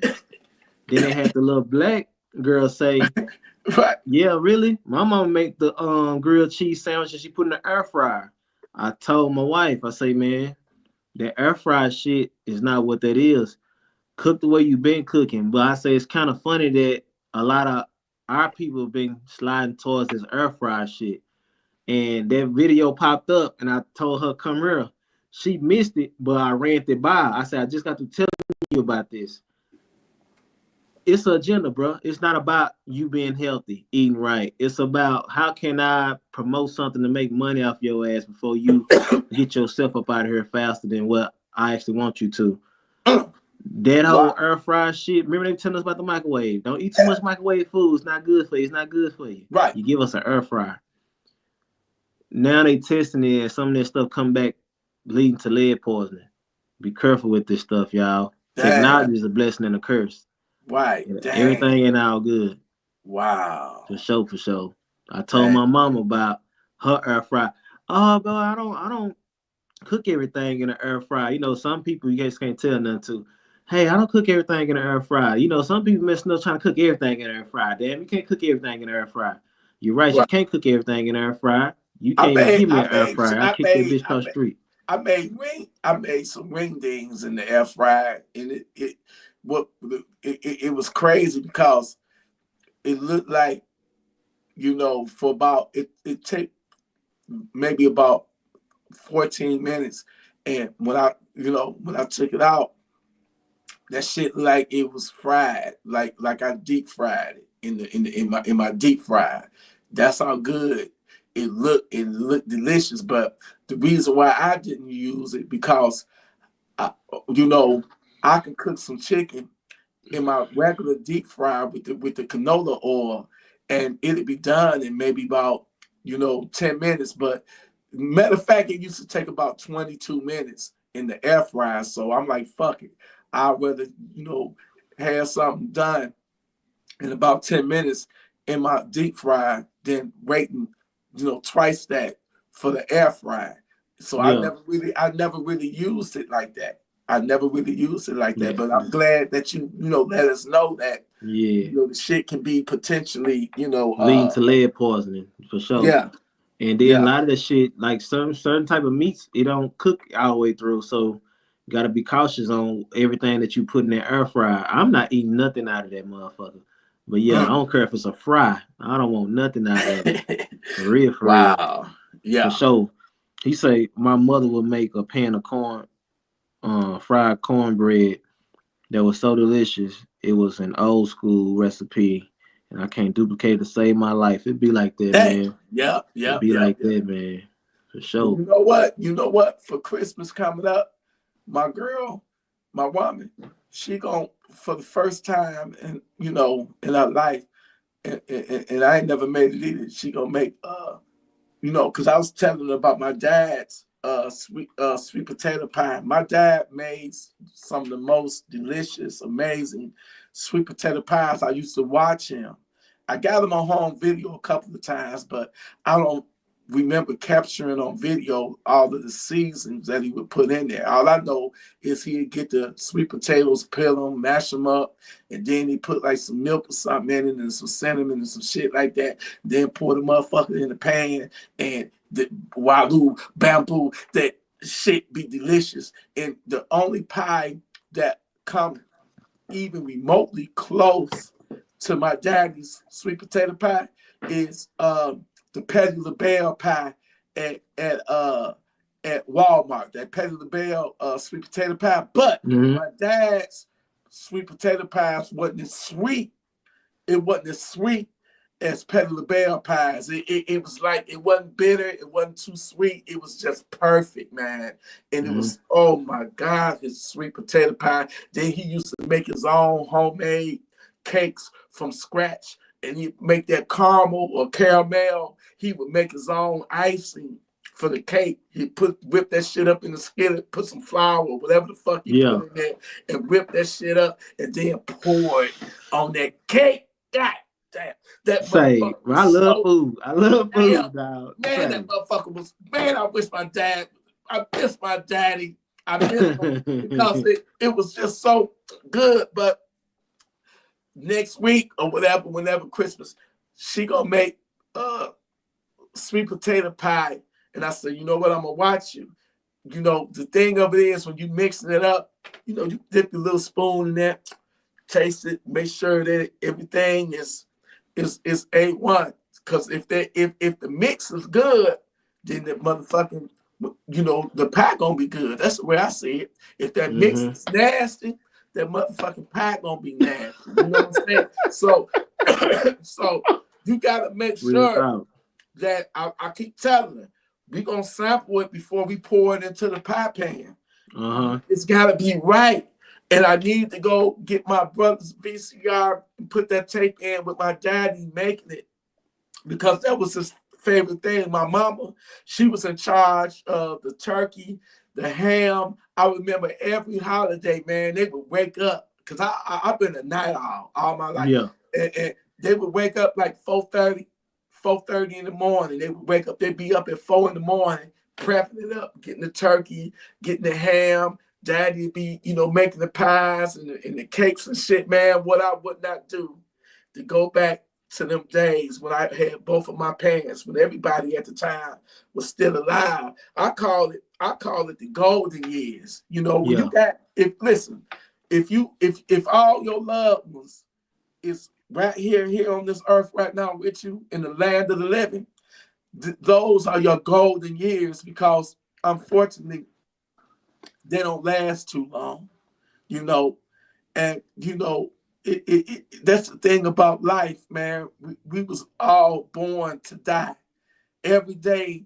And I'm not trying to be a Debbie Downer or nothing like that, but every day that passes by is a day closer to us leaving this earth. That's just the way it is, and that's why you have to try to make the most out of your life, because some of us don't get to die of an old age.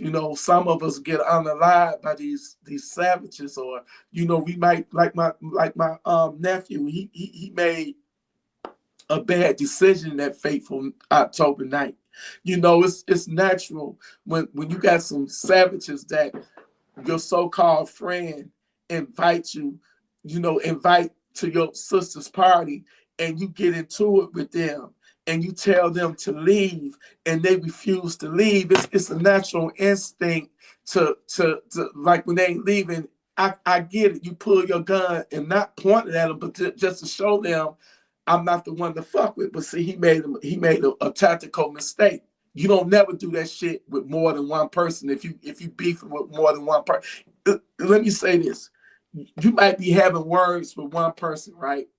But if that one person you having words with is with a group of motherfuckers, you got to watch them too. The person that killed my nephew wasn't the person he was having words with. It was his brother. He didn't even know that was his brother, clutching with his hand in his pocket. So that's what I'm saying.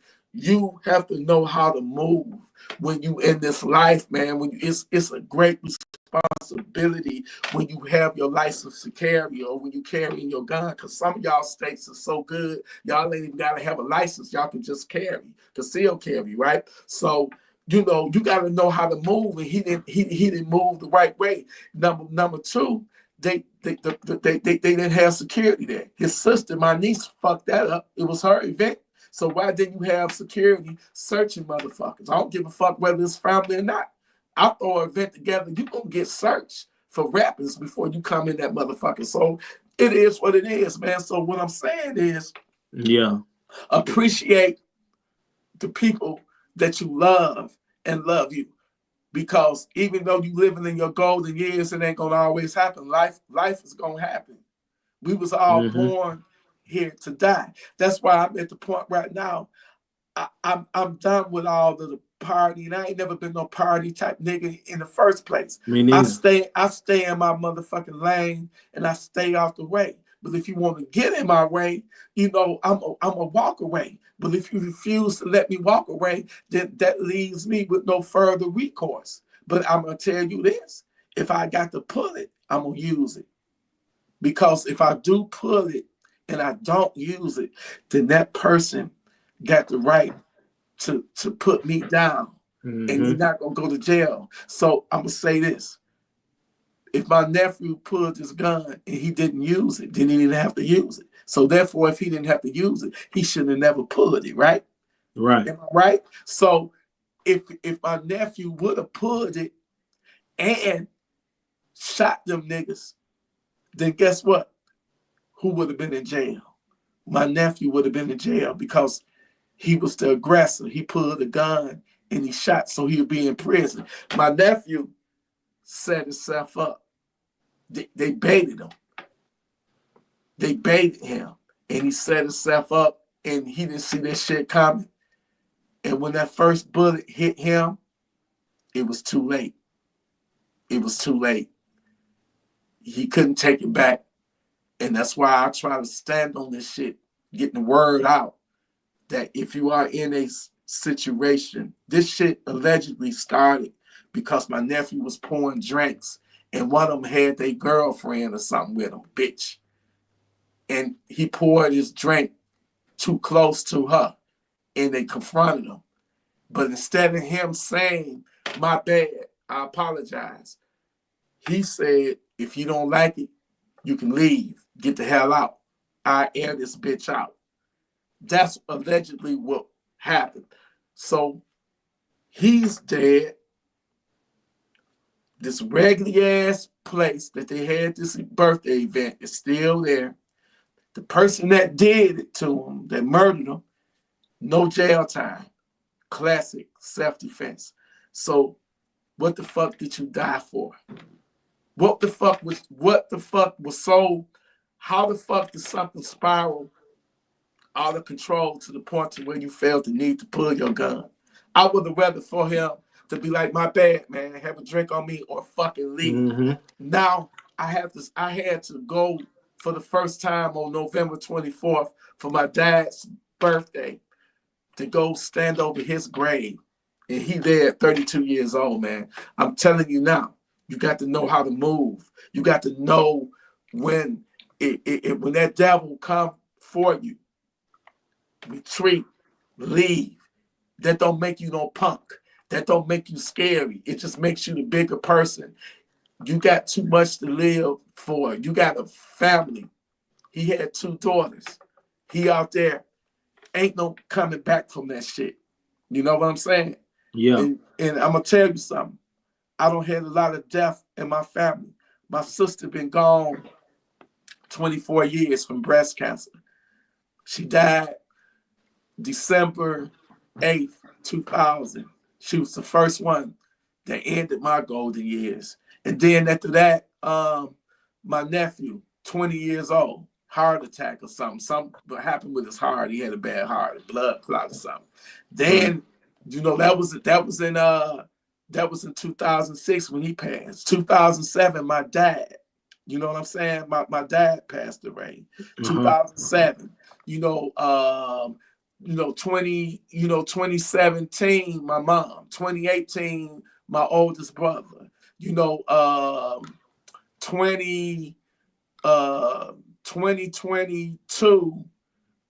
2023, my brother Rob, my second oldest brother. He passed away in August. A month later, 2 months later in October, my other nephew. So a lot going on, man. Yeah.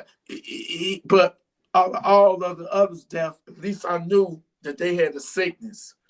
And I braced for them departing this earth, right? But my nephew, perfectly healthy. I can't even, make it make sense. But all I can do is try to get the word out, man.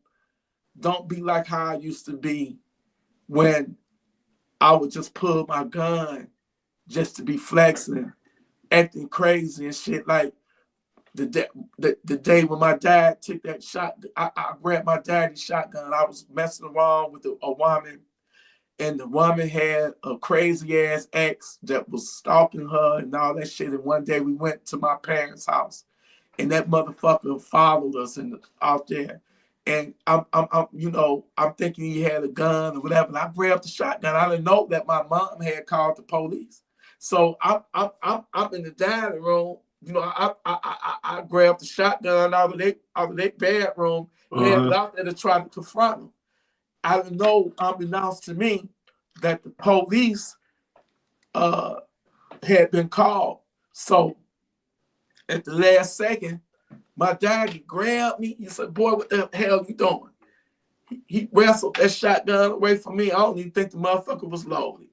And he took it from me. If he hadn't done that,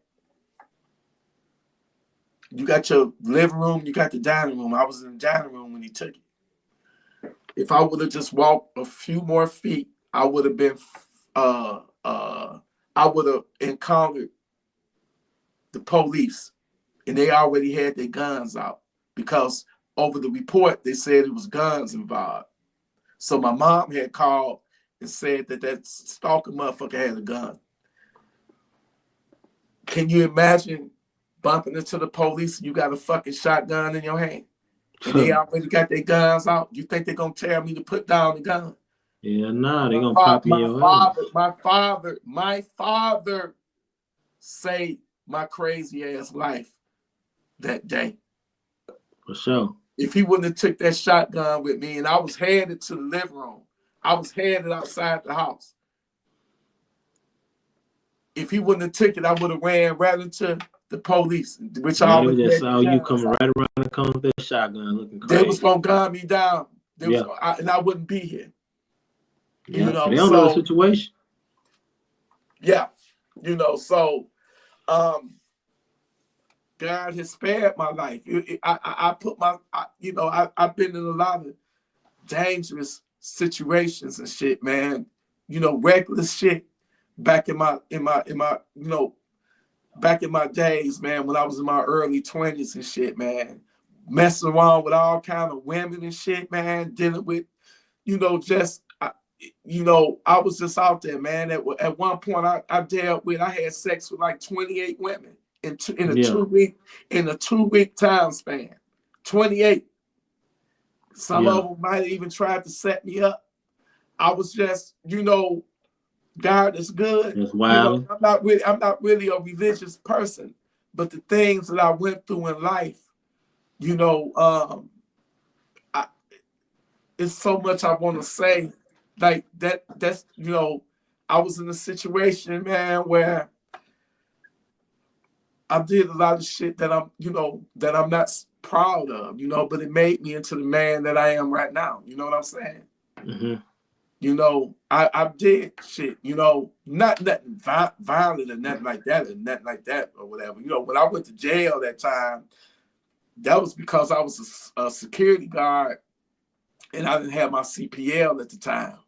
And they got me, you know, because if you don't get your CPL, your concealed pistol license, you don't supposed to travel with a gun loaded in your car. You have to, you know, discard the bullets and separate it. You know, the gun could be in the trunk or the back seat. Yeah, that type ammo, of stuff. Yeah, ammo in the they used to have it like box, that here. yeah. They changed it. And I started out transporting it to my job the right way, but I was using my parents' truck at the time, you know, because I wasn't even supposed to have to work that night, you know, but I say, shit, you know, another guard took off, got sick or something, so I was replacing him, filling in for him. So I wasn't even supposed to have to work that night. So I started off the right way, but when I had to stop off and get gas and shit, I saw all these, you know, unseedy looking people. Some of them I might even had to throw out because it was by CVS.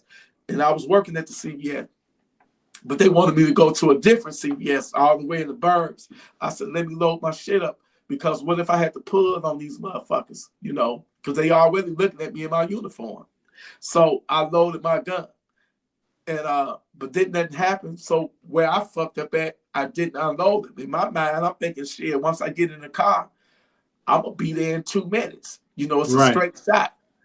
That's where they got me at the light. When you turn up in there, they didn't give a fuck. They saw that loaded gun. They said, nigga, we taking your ass to jail. And that's how I ended up in jail. You know, it's more to it, but it is what it is, man. You know, it is what it is. Understand that, man. You gotta be careful, man. Each one teach one. Yeah. I had a lot of situations for sure with these firearms, man. I had my close call.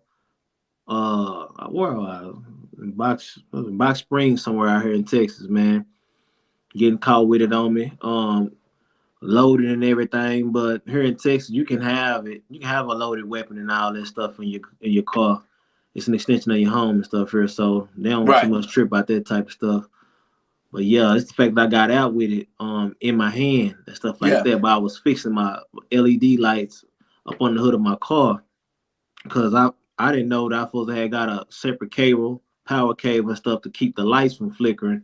It was tripping on me. I guess like once it got to a certain type of heat temperature, it kept shutting out. And then I ended up getting it right. And then got back in the car. I was in a Walgreens parking lot or something. And then I just felt like something was off. Next thing you know, I hit the block, a couple streets down, and I'm just swarmed on this two-lane road full of cars, about 6 or 8 cop cars out there on me. Done drew down. And that's because they saw me get out in the Walgreens parking lot with their Glock on me. And but I went right up under my hood and was fixing the damn lights, and I got it back in the car. I thought everything was good to leave, but I did notice it was like an off-duty security guard, a cop, or whatever over there. But I was like, shit, I'm not moving nowhere at night. Shit, out here where I'm from, Hell no. ain't got no gun. Fuck that. I'm out here trying to fix the light. Somebody came and robbed me that fast. So yeah, but they understood, you know. I still went to jail. Got my guns and stuff back the next day though, once I got up out of there. So yeah, but that was a whole little situation right there, man. You live and learn, for sure. Yeah, you live and you learn, man. You live and learn. Like, I had that Glock 30 on me, 45, 10 shots. Wow. Yeah. It's like you got, like, when you went, like, here in Michigan, you got to pay to be to conceal carry. You gotta take that CPL class, CCW class. And then you pay like $135 or $145 or something like that for that application. And once you get it, maybe like a 2 weeks, maybe no later than 3, your license arrive in the mail, and then you can conceal carry. We got open carry too, but I would never fucking open carry again.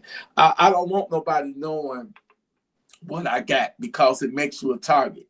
You know, you like I say, when you open carrying, you getting attention from people, but every attention, you don't know what their intention is.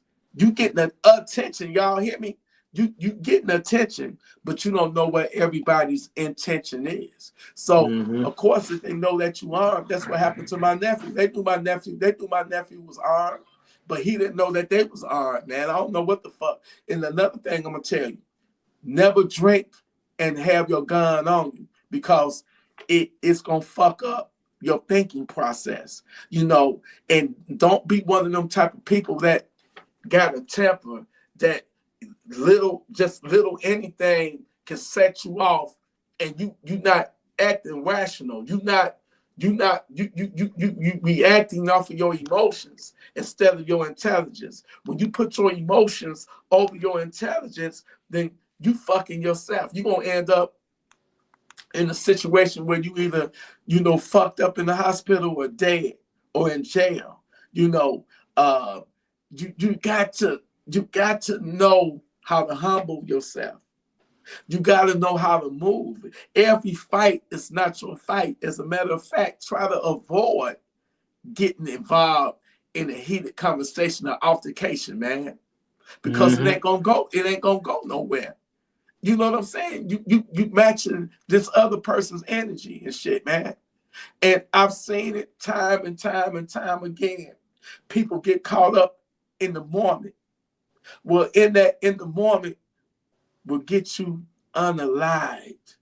It'll get you took out, or you have to take somebody out. You later be regretting it, because at the end of the day, it's just it ain't worth it, man. I don't want to have to take a life, and I damn sure don't want to lose my life. So, like I say, I avoid situations as best as I can, because it's just, it ain't worth it, man. No, look at my nephew. I had to make one extra stop at that cemetery last month, and when I stood over his grave, that's when the tears came, because I knew that he wasn't supposed to be there, and he made a mistake that night that cost him his life. And nobody went to jail over the night. See, in Detroit, if you pull a gun and you don't use it, the other person pull theirs, and they got their CPL, they license, man, shit. That's why you don't never pull it. You don't never pull it unless your life is imminent danger. When you pull it, you better use it. You better use it. You can't just do that shit no more. Don't do nothing stupid like the stupid shit I used to do. Yeah, that's what you're supposed to do, man. You pull it, you up it. They say here, you up, you better bust it. Yep. But come down to, man. If my nephew was alive, me and him had many, many conversations because he used to come around all the time, work on my cars when something need fixing in the house. He was a jack of all trades, man. And I remember we talked about some high, we talked about some, crimes that happened here in Detroit that, got the attention of the news media. Like when the clerk locked that Savage up, they was arguing over $4, because the credit card didn't go through. And then Savage said, "I'm gonna shoot everybody in this motherfucking store if you don't lock that. If you don't unlock the door." The clerk locked the man, but it was 3 innocent men in that gas station that did not have nothing to do with that. So everybody's begging this clerk to open the door. The clerk wouldn't do it. The Savage gonna say, "Well, if you don't open this door, I'm gonna shoot everybody in here." That crazy motherfucker did it. And I remember telling my nephew, I said, "Nephew, you on the right track now. You on the right track now, because if you in a situation like that, that's why you need to have your gun, so you can defend yourself against some crazy savages like that, man." I'm the one that took him out there to Spencer's, to Freedom Hostess, to buy the gun. So you know how I feel about that shit. Right. Not saying I feel responsible for what happened to him, because, he shouldn't have pulled it. But when you mixing, at a party and you mixing, alcohol and all that weed and all that shit, man, you ain't yourself. No, you're not. You ain't thinking for yourself, man. You ain't yourself, man. So that was mistake number one. No, mistake number one, they should have had security there. Security there, all that shit would have been avoided. And then if the motherfuckers was on some gun, if they insisted on some gunplay, my nephew, "Oh, y'all leaving? Y'all going to y'all car and trying to come back? Oh, y'all got a gun. So let me get ready for this." You know what I'm saying? But he should have been thinking like that in the first place. You always, when you got a motherfucker that's willing to stand there and argue with you and they ain't trying to back down, 9 out of 10, that motherfucker got a gun on him. That motherfucker got a gun on him, and you got to watch him. And if he with a group of motherfuckers, you got to watch the niggas that's with him. You got to watch their asses too. So he died a stupid ass death. And to be honest with you, I can never say rest in peace to him. How could you rest in peace when you go out like that? I can never say rest in peace. I stood over his grave and I told him, I said, "I'm sorry that happened to you. I hate that everything played out the way that it did. But you really did this to yourself by being reckless, pulling out that gun and you didn't use it." You know what I'm saying? Yeah. He got hit. The first bullet hit him right in the heart. So he couldn't even react, even if he wanted to. And I looked that shit up, not being morbid. I looked it up. What's it like to be shot in the heart? I Googled that shit. Yeah. And it said the pain, the excruciating pain of that bullet entering your chest and you bleeding out internally and just the intense pain. And then the shock of you being, your adrenaline and the shock of being shot. And then the, impending doom because you about to die. He knew he was dying. And over what? Over what? Because you poured a drink? You poured a drink too close to a woman? I get why you felt the way that you felt. They in your sister's event. And you telling them to leave? And they refuse to leave. I get, but you got to be smart. You got to know how to fucking move, man. Yeah, you do. You got to know how to move. it's a great responsibility when you got that funky town center on you. That's why I say it ain't about the gun. The gun is merely a tool. You understand? It's just a tool. Your real weapon is right here. You gotta know how to move and it's everything that could have went wrong that night went wrong that night, man. From them not having security. And I replay shit over in my mind over and over and over. All of the people that I've lost in my life, losing him, it affected me. It impacted me. And his death hit the hardest, even for my mom and my dad and my sister, because they died from medical issues. Wasn't nothing wrong. My nephew was healthy and he was a good dude. Don't get it misconstrued. He wasn't going for bad. He wasn't no thug or nothing like that. He made a simple mistake that night. He was a good, righteous dude, man. But life ain't fair. And you make mistakes. And unfortunately, he made one that cost him his life, you know. Yeah.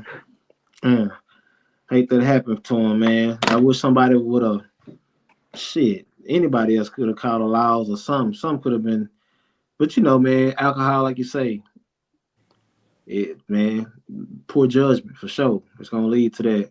Yeah. I had to stop messing around with the drinks and stuff too, man, because just even doing research on it, you know, we even had where derived from, and a lot of this. Well, it's not what they say. It's facts. A lot of people just don't look that deep into it, but you know, when they do this alcohol stuff and all that, man, it's demons in it. It's demons in alcohol. You know what I'm saying? That's where they derive from. They get the name from Akelic. You know, it's the demon, a known demon for alcohol. Yeah, you got different demons and stuff like that. And they do all kind of stuff when they brew this stuff up. And they make it. But yeah, it's weird, man. Got to be careful out here. So yeah, do the right thing. You pulling that firearm. This whole lifestyle, the whole 2A lifestyle, come with responsibilities and stuff, man. Do's and don'ts, for sure. Right. Gotta move right, man. Gotta move right at all times. Head on the swivel. Gotta think, because if you don't think, somebody else gonna outthink you and think for you. You know what I'm saying? Right. So yeah. It be like that shit. Right. Sometimes then you can't beat yourself up. You gotta chop it up because these people are grown. You know what I'm saying? My kinfolk who lost his life. People grown, man. You live the choices you make. You know what I'm saying? For sure. Yeah. It be like that. It's crazy. Baltimore James, I didn't steal the car. That was my parents' car. Where'd you get that from that I stole the car? It was my parents' car, bro. Nephew, that wasn't, I ain't never been no car thief now. I've been a lot of other shit, but I ain't been no car thief. That was my parents' car. I'll never forget it. It was a Grand Cherokee and shit, man. And no, what it was, my dad always kept a bunch of cars. I don't know what was going on with my car at the time, but my car was down. Or I might have had one of my girlfriends using. I said one of my girlfriends. I used to let them use the car, and I wasn't supposed to work that day. And my father was the type that had about 4. He kept multiple cars, and I unbeknownst to me, I didn't know that the tag was expired on that bitch. You know, it was just sitting up in the yard. It worked. I said, let me get my ass to work.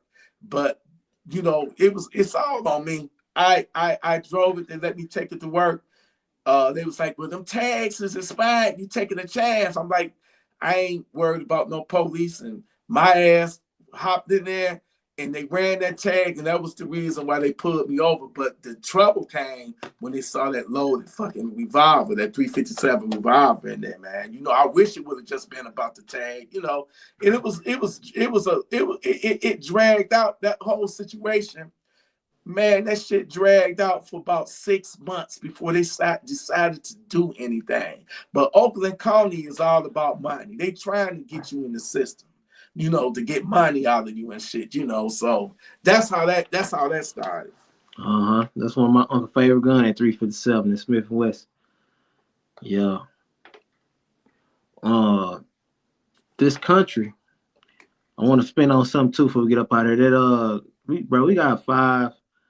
we got five countries with nuclear, you know, weapons and stuff like that, nuclear threats and everything. It's we're in some really weird times.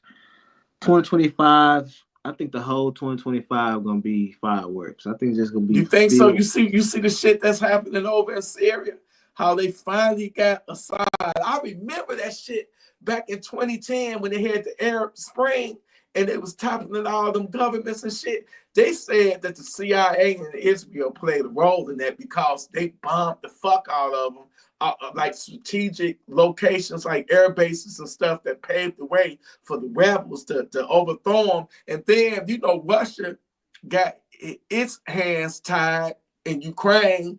Hezbollah got his hand, they got fucked up by Israel because the shit that Hamas did, they fucked them up and they've been degraded.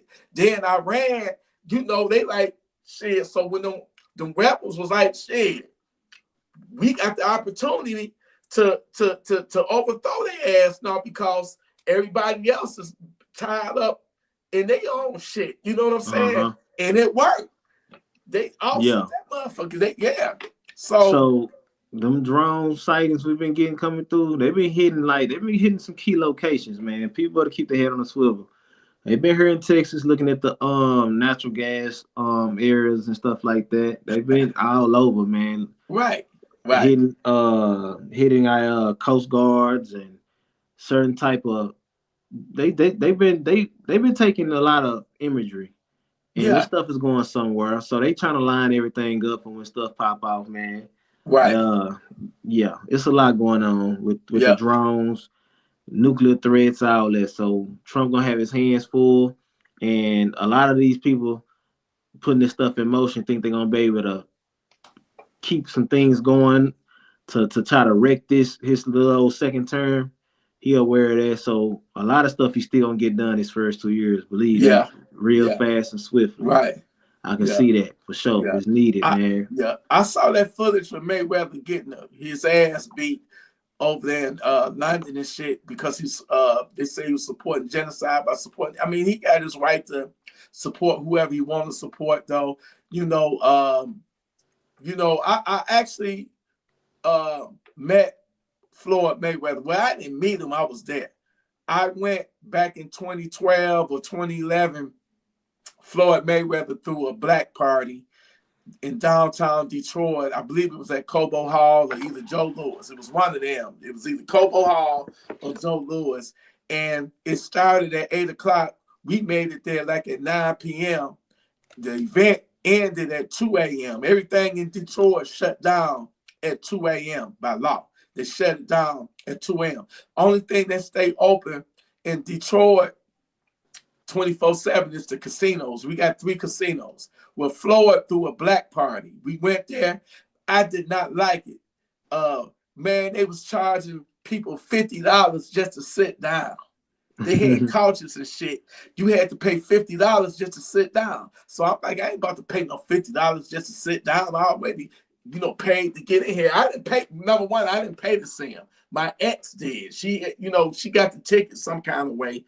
And so we went there. So the event started at 8 o'clock, right? Yeah. It ended at 2 a.m. Floyd Mayweather didn't come out until 1:30, maybe 1:45. And when he came out, this nigga and he from Michigan. I think he from Grand Rapids or Muskegon or something. He from Michigan. When this nigga came out, he had Ray J next to him.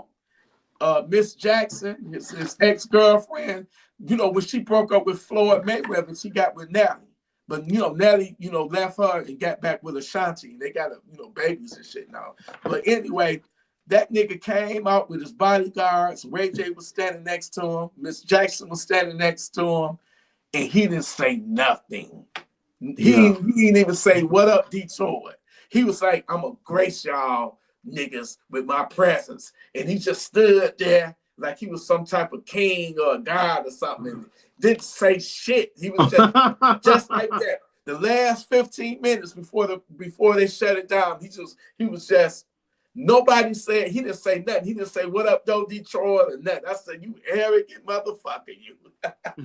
But yeah, man, I saw that where they laid hands on him. They called him up, you know, roughed him up a little bit, you know, because he was outnumbered. He got them big ass bodyguards, but shit, when you outnumbered, what can you do? They had to get him up out of there, man. That nigga had to flee. Yeah, they did their job, man. Got him out of there and got him safe. Yep. Hey, let me ask you this question. I saw that Tyson fight on Netflix. What's your thoughts on that fight, man? Because my girl got mad. A lot of people got mad. She betted on Tyson. I'm like, what was y'all thinking? Tyson, almost 60 years old. He's 58. But everybody's like, no, but Tyson still got them hands. He still got them hands. So a lot of people saying it was staged, set up, and all that and stuff. And I mean, what's your thoughts on that fight? Because I know you saw it. Man. I was mad because so many people had tuned in. The shit, it was messing up. It was fucking up the signal and shit, man. So I'm like, you know, I mean, but what's your thoughts on that type? What's his name? The white dude, man. What's his name? Jake Paul. Yeah, what's your thoughts on that fight? The people who lost money in that fight was supposed to lose money. You was not supposed to bet on no shit like that. That was pure entertainment. When I say pure entertainment, this wasn't even a real boxing match. This was an exhibition, but it was staged. If people should have did their research. So you telling me you think Tyson could have beat him? Is you telling me that? Hell yeah. What? Tyson would have, but Tyson legs was all wobbly, man. You know, he 2 years away from being 60. Come on now, Saint. Well, why they 2 years away from being 60? Why did they tell Mike Tyson he can throw an uppercut in that fight?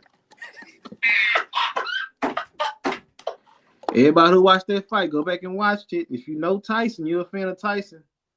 He didn't throw not one uppercut in that fight. Rumor had it that they told Jake Paul that he couldn't do body shots on Tyson or something. No, this is in a clause. This is in a contract. He couldn't hit Tyson in the body. Tyson couldn't uppercut his ass. Damn. See, I didn't know that. He couldn't. Only reason why they even fixed that old body stuff for him was because, you know, Tyson went through that injury the first time he was about to fight him, and you know, I think he had to go to the hospital or something. He had hurt himself, something with his body. You know, he up in age. But one thing about boxing, when you got it, you got it. You don't never lose it. Tyson would have slept that man ass so damn fast. If y'all watch the fight, go back and watch the fight. Tyson had to bite on his fucking gloves to keep himself from knocking him the fuck out. Damn! See, I didn't see that part. Yeah, you know, I'm heavy into boxing, man. I be in this room still, shadow boxing, training and everything. I'm real heavy in it, so I know what to look for. Who is the because I'm clueless. Who is the current world heavyweight boxer? Who is the champ right now? I ain't looked that motherfucker up. He ain't even important. Whoever he is, the motherfucker not important. Not the boxing any damn way, because the weight class of boxing is 135, 135, in between 135 and shit 167 or something like that. But yeah. That's that's where we at right now with boxing. Mainly light heavyweight and shit like that, man. So in your opinion, who was the last great boxer? It don't matter what weight category. Like I would say Floyd Mayweather, because that nigga never lost a fight, and he did 50 of them. He was unbeatable, and he never lost. And I'm just going off of his record, purely off of his record. So he can back his shit up.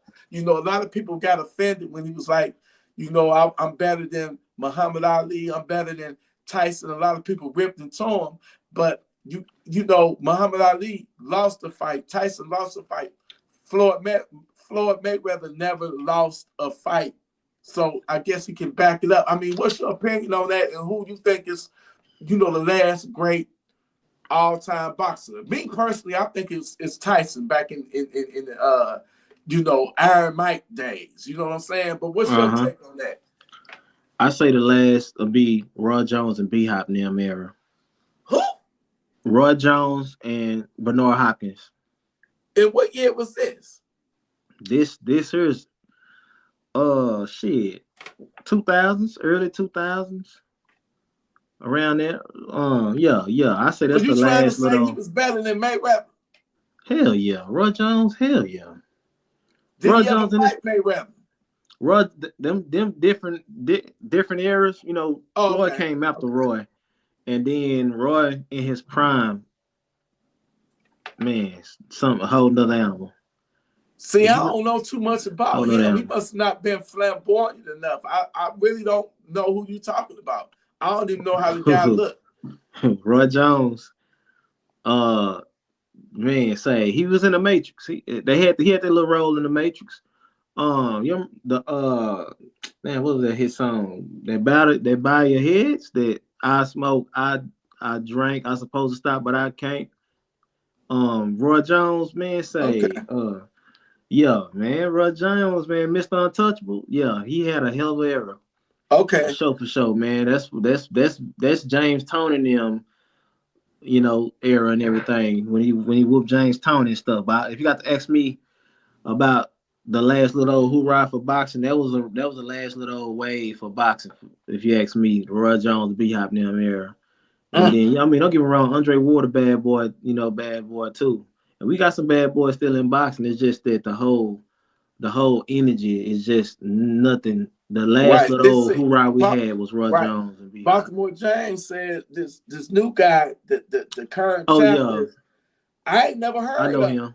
I know him. He good. He a good boxer and shit, but bro, heavyweight boxing is nowhere where it used to be. It's watered down. The glory spots is middleweight, middleweight, light heavyweight, shit like that. 135 all the way up to like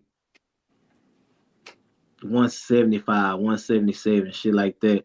That's what the popping fights say, really between 135 and 160 something and stuff like that, man. That's where it's at. You talking about your Javante Davis, Shakur Stevenson, Devin Haney, your Crawfords, your Earl Spence, your Keyshawn, Keyshawn Davis, your Teofimo Lopez, you got your, let me go a little higher than that, the higher weight class in that. You got your, what's my guy name? God dang. They foreign though. They the foreigners. God dang, I can't think of the dude's name. Yeah, Bud Crawford. You got what's this fool name? You got David Benavidez. The Benavidez brothers. You got Of course, we got the guy that Floyd had beat when he was young. Was it Pacquiao? Not Pacquiao. The other the Mexican guy. Canola. You got Canola. You got Bivol, Demetrius Bivol, shit like that. Yeah, those type of guys, man. It's their era. But Floyd with this undefeated shit, that's by design. That shit is by design. That man ain't man. That's the reason why It's the reason why he wasn't undisputed. He was never undisputed champion of the world. Well, I did hear that he chose people that he knew he could beat. You had people knocking people the fuck out in his era that was holding them belts. Different type of career for sure from the greats. I ain't saying he's not great. He's still a great. It's just I can't measure him like the other guys because he didn't take the tests. You know what I'm saying? It is what it is. Those guys that we can talk about, your Tysons and so on or whatever, they was whooping. Don't get me wrong, Floyd don't whoop the most champions though. He don't whoop the most champions. They say I all love him and shit like that, but we come out on record. We gonna lean on record. Then we got a guy. What's his name? Had 80 some 91 fights before he lost the fight. You know what I'm saying? Right. I can't even think of the dude's name, but yeah, we go by records. Them people was fighting hell of a lot more fights. Competition was different. They was also fighting 15 rounds and shit back then. Yeah, so I just can't give it to him off of the record standpoint, but Chavez. Yeah, him. That's what I'm talking about. That man, I went 90-something fights, 91 fights before he lost. So, yeah, if you want to hold on to him 50 and know he never lost, bruh, you got a man who was 90-something and before he lost. So, what you saying? When it come down to champion, the greatest, you talking about champion on champion, he can say he whooped the most world champions or whatever he say, but, bruh, you had people in your era of boxing holding titles, talking about recognized belts, not no franchise belts, recognized titles. You didn't go get. You know what I'm talking about? And if you go back and look at Mayweather era, you will find out why he didn't do that shit. Them dudes holding them belts was knocking shit out. Shit. So you saying Mayweather was just being strategic? Hey, you say you playing a money game. I get it. It's easy to say you playing a money game. Hey, sports betting, mafia exists, hedging shit exists. We in an era where sports is just not like it used to be, and then sports has always been corrupted in some type of form or fashion, under the table money and all this shit. It's just Ali them days, Tyson them days, even before them, Joe Frazier, Joe Louis, and so on. It's like those champions really wore that shit on their sleeves, and they heart was different, man. They wanted that. They had to feed that pit, man. They had to feed that inner demon in them, bro, to go get that. And he chose to go and approach it from a business standpoint and go get it. And he got the money, but the money was different also. The money wasn't the same. The money was different. So yeah, it lined up real good for him. It's just that you ain't got that many Mayweathers now, and they do got undefeated records, but they not getting that level of success in the game as he got. Yeah, Tank Davis right there for sure. Tank Davis getting the contracts and the big payouts, and Canelo and all that, but Canelo got losses, and you know what I'm saying? Right. Yeah, Floyd good. I can't take that from him, but I'd never say that he's the best. He's the greatest, not by a fucking landslide. I would never disrespect Tyson or Roy Jones or Ali or Joe Louis or no shit like that. Just me understanding boxing. Now, from a defensive standpoint, I can say he's the greatest defensive boxer I've ever seen. You know what I'm talking about? Yeah. You can say that. But when you say I'm the greatest of all time and all this shit, no, fuck no. Roy Jones got his ass knocked out. A lot of greats don't touch that pavement. That's the part. Yeah. That's what comes with being a champion. You know what I'm saying? You just played it safe to where you just so happen to retire before your ass touched that pavement. You know what I'm saying? Right. So hey, Joe Louis lost to Ali, but shit, he fought kind of behind before, beyond his prime, and then he had bank problems and shit. They were trying to take that man down. So it was meant for Ali to whoop him. He lost to Ali. Yeah, look at the time frame that fight happened. Yeah, he was supposed to lose to a young Ali. But yeah, Floyd, he's a champion, but he was never really the people's champ. That's why that shit happened to him like that. in London. Yeah, Pernell Whitaker, he's a beast. Yeah, Floyd took a little bit of his style and stuff too. Yeah, my ring light over here tripping. That's what that is. I'm about to get a new ring light. But yeah, Floyd, he's a good boxer. You know what I'm saying? He's a great. I ain't saying he ain't a great. He's just not the greatest. Yeah. You know, he be getting this shit confused sometimes because his record and the success he done had in boxing.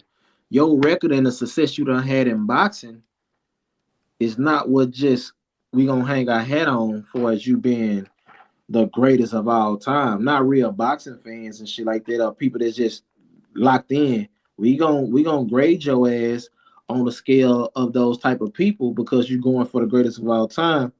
We gonna look at everything that you done accomplished and your route. We gonna look at the route you took. We not gonna ignore the route that you chose and shit like that because we got Tank Davis saying belts don't matter, money matter. He's right. It's a business. Yeah. This a gladiator sport where they're paying people to watch each other watching you beat on each other. I get it. I understand where we came from with this stuff, so I get it. But at the same time, boxing is boxing. I don't give a fuck how you try to sell it. Yeah, it's about the money. Boxing has always been a brutal sport. It's always been a warrior sport. Right. Y'all just choose to go for the fame and the money over the legacy now. Right. You know what I'm saying? Because y'all say, fuck it. As long as I got the money and the fame, my legacy good. That's what's up. Right. But you ain't never get me to disrespect the real, true, legendary fighters like Sugar Ray Leonard and them and everybody who done went through them challenges. Yeah. Yo, and y'all, we all, you know, everybody got certain challenges that they face. Right. It's hard.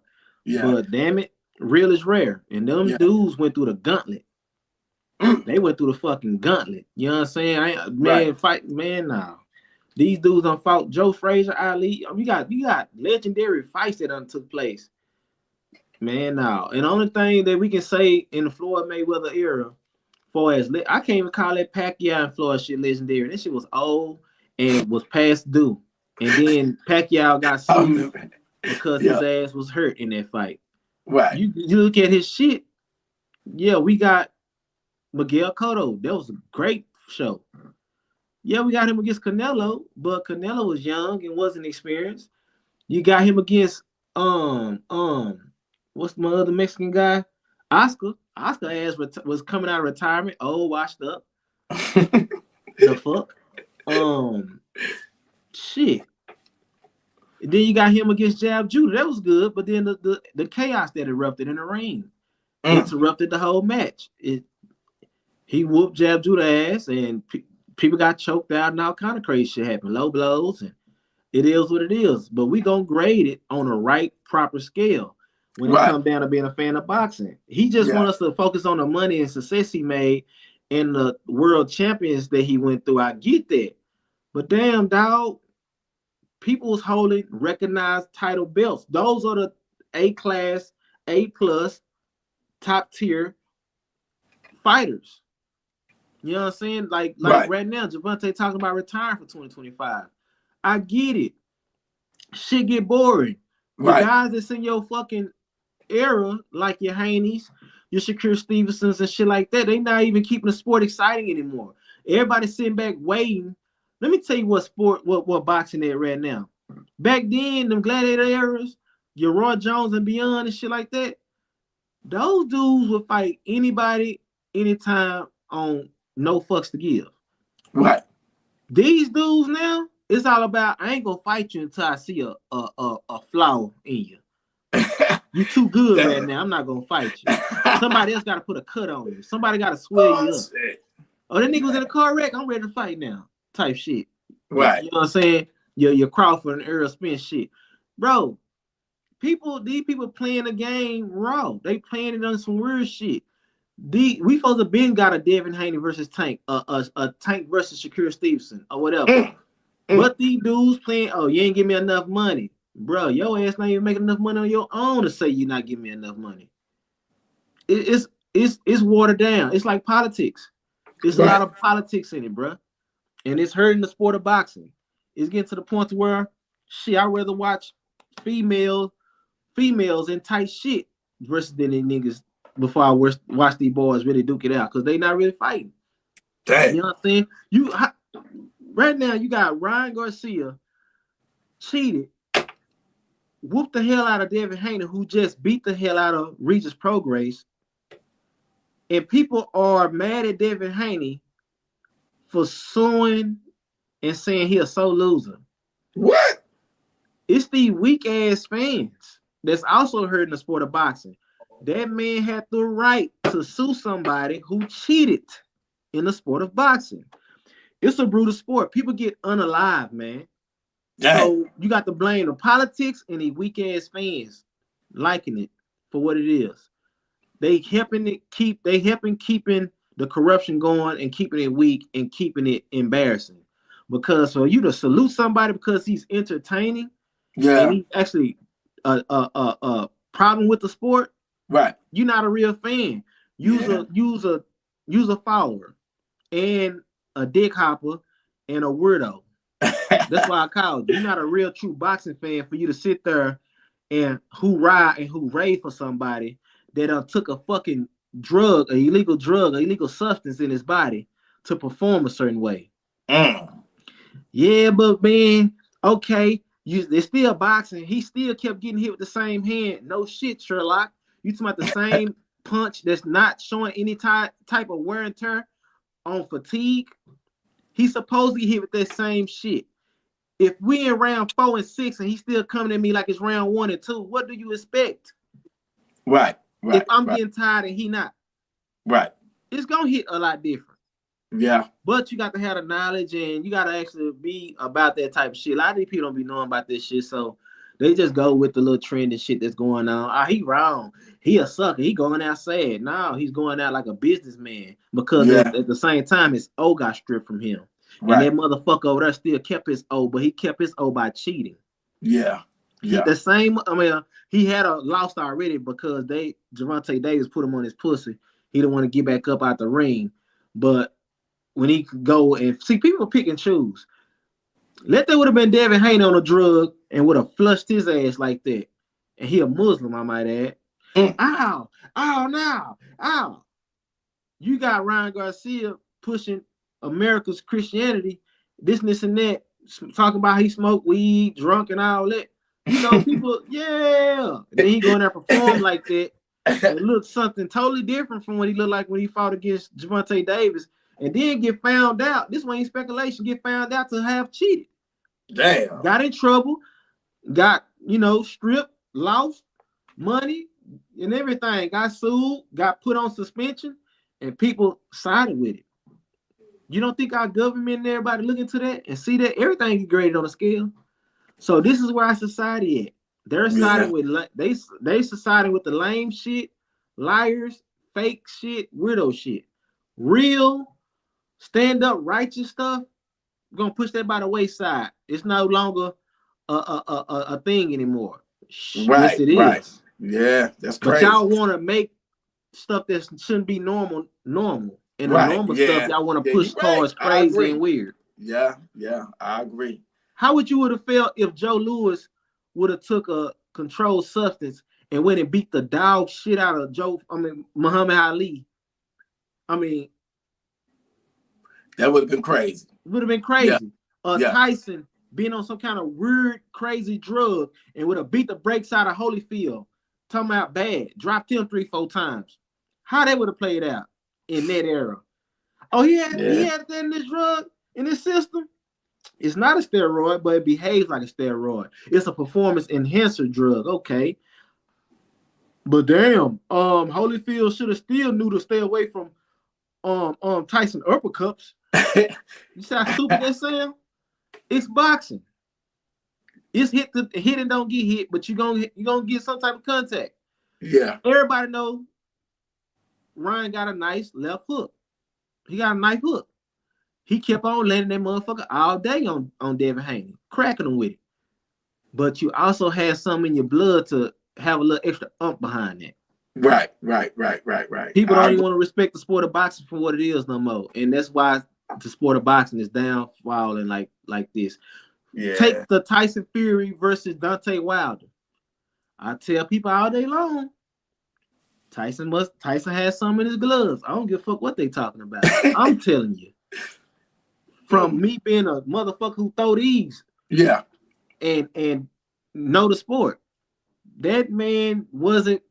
You go look at the 3 fights before he fought Deontay Wilder. You go look at the fights he had after Deontay Wilder. You ain't seen that type of performance no more ever. That man Deontay had an egg knot on his shit, like a cartoon knot. The damn doctor had to tell him it's showing signs of somebody gonna hit you with a blunt object. Something's wrong. That's not a fucking cartoon knot that you make from the sport of boxing. Tyson didn't put a fucking cartoon knot on a nigga shit like that. Damn. I mean, like, come on, man. Like, but people don't want to, you know what I'm saying, use common sense. People too much with the whole shit, man. They gonna side with the whole shit. Right. Over realism. Right. And Dante should have been a man and spoke up louder than what he should. But you know, he's trying to keep integrity and stuff in heart. Go out like a real warrior. Bro, you know that man cheated you. The fucking man cheated you. That's why he don't want to fucking dap your gloves up in the middle of the ring. It's so many telltale signs. Right. Droopy ass boxing gloves. You know what I'm saying? Like, bro, the way he flicking the fucking punch at you. He ain't even throwing it flush. He just flicking it. Right. And it's man, come on, bro. I'm like, bro, y'all see this shit. Yo. Real boxing. That's why you don't see a lot of real boxers, professional boxers talking about it. Because they know. Yeah. They know, man.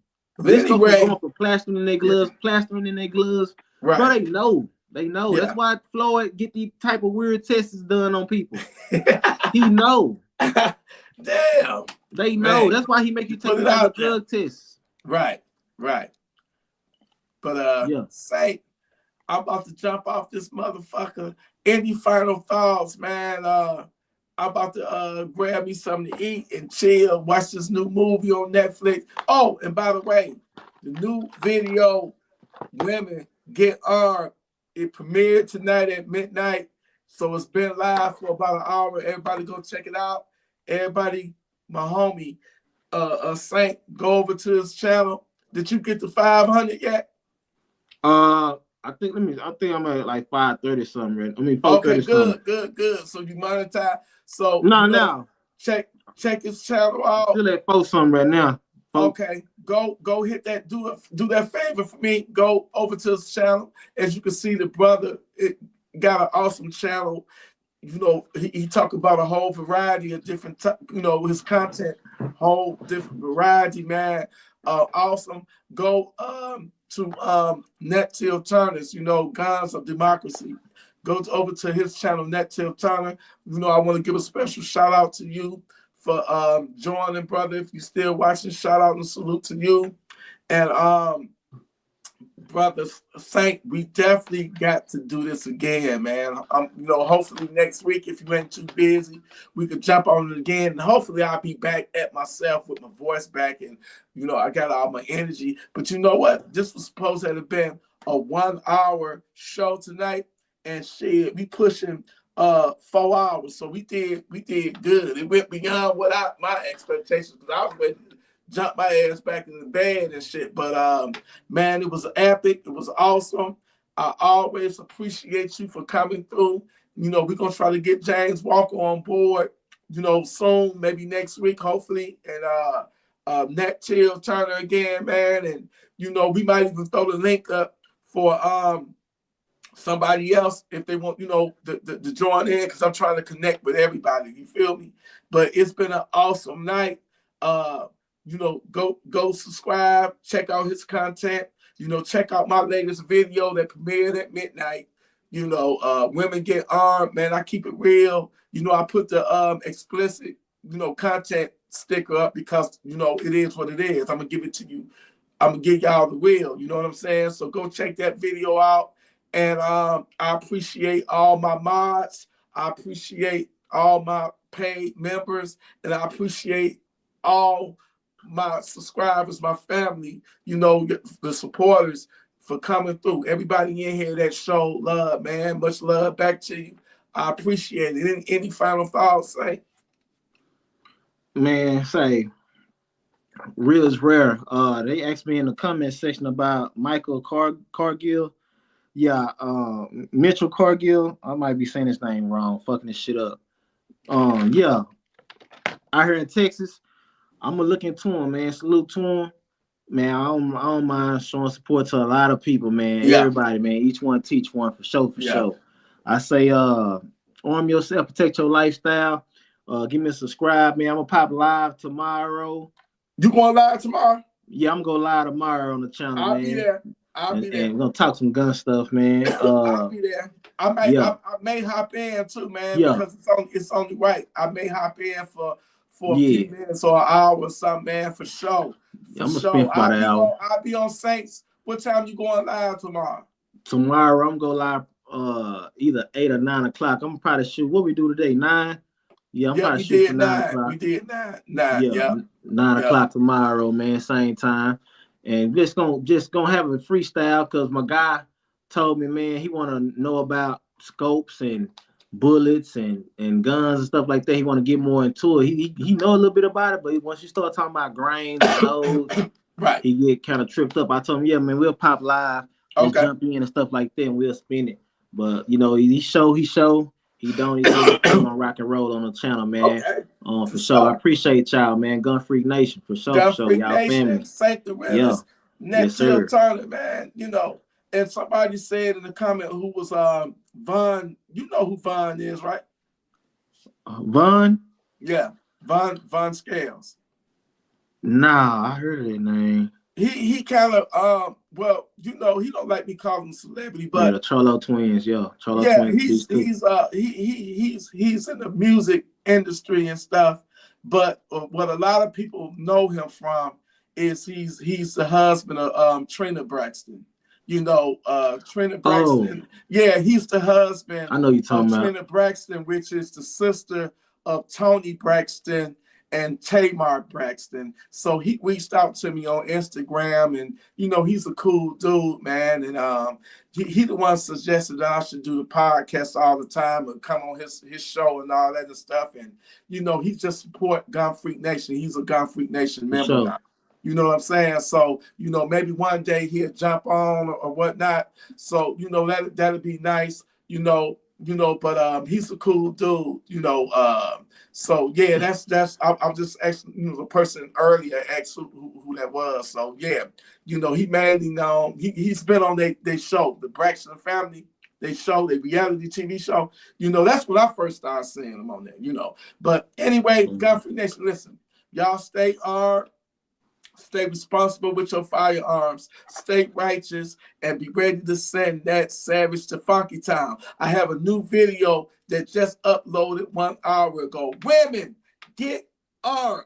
Go check the video out. Show some love to it. You know, hit that like button. Go over there to Saints channel. Hit that subscribe button. Awesome content.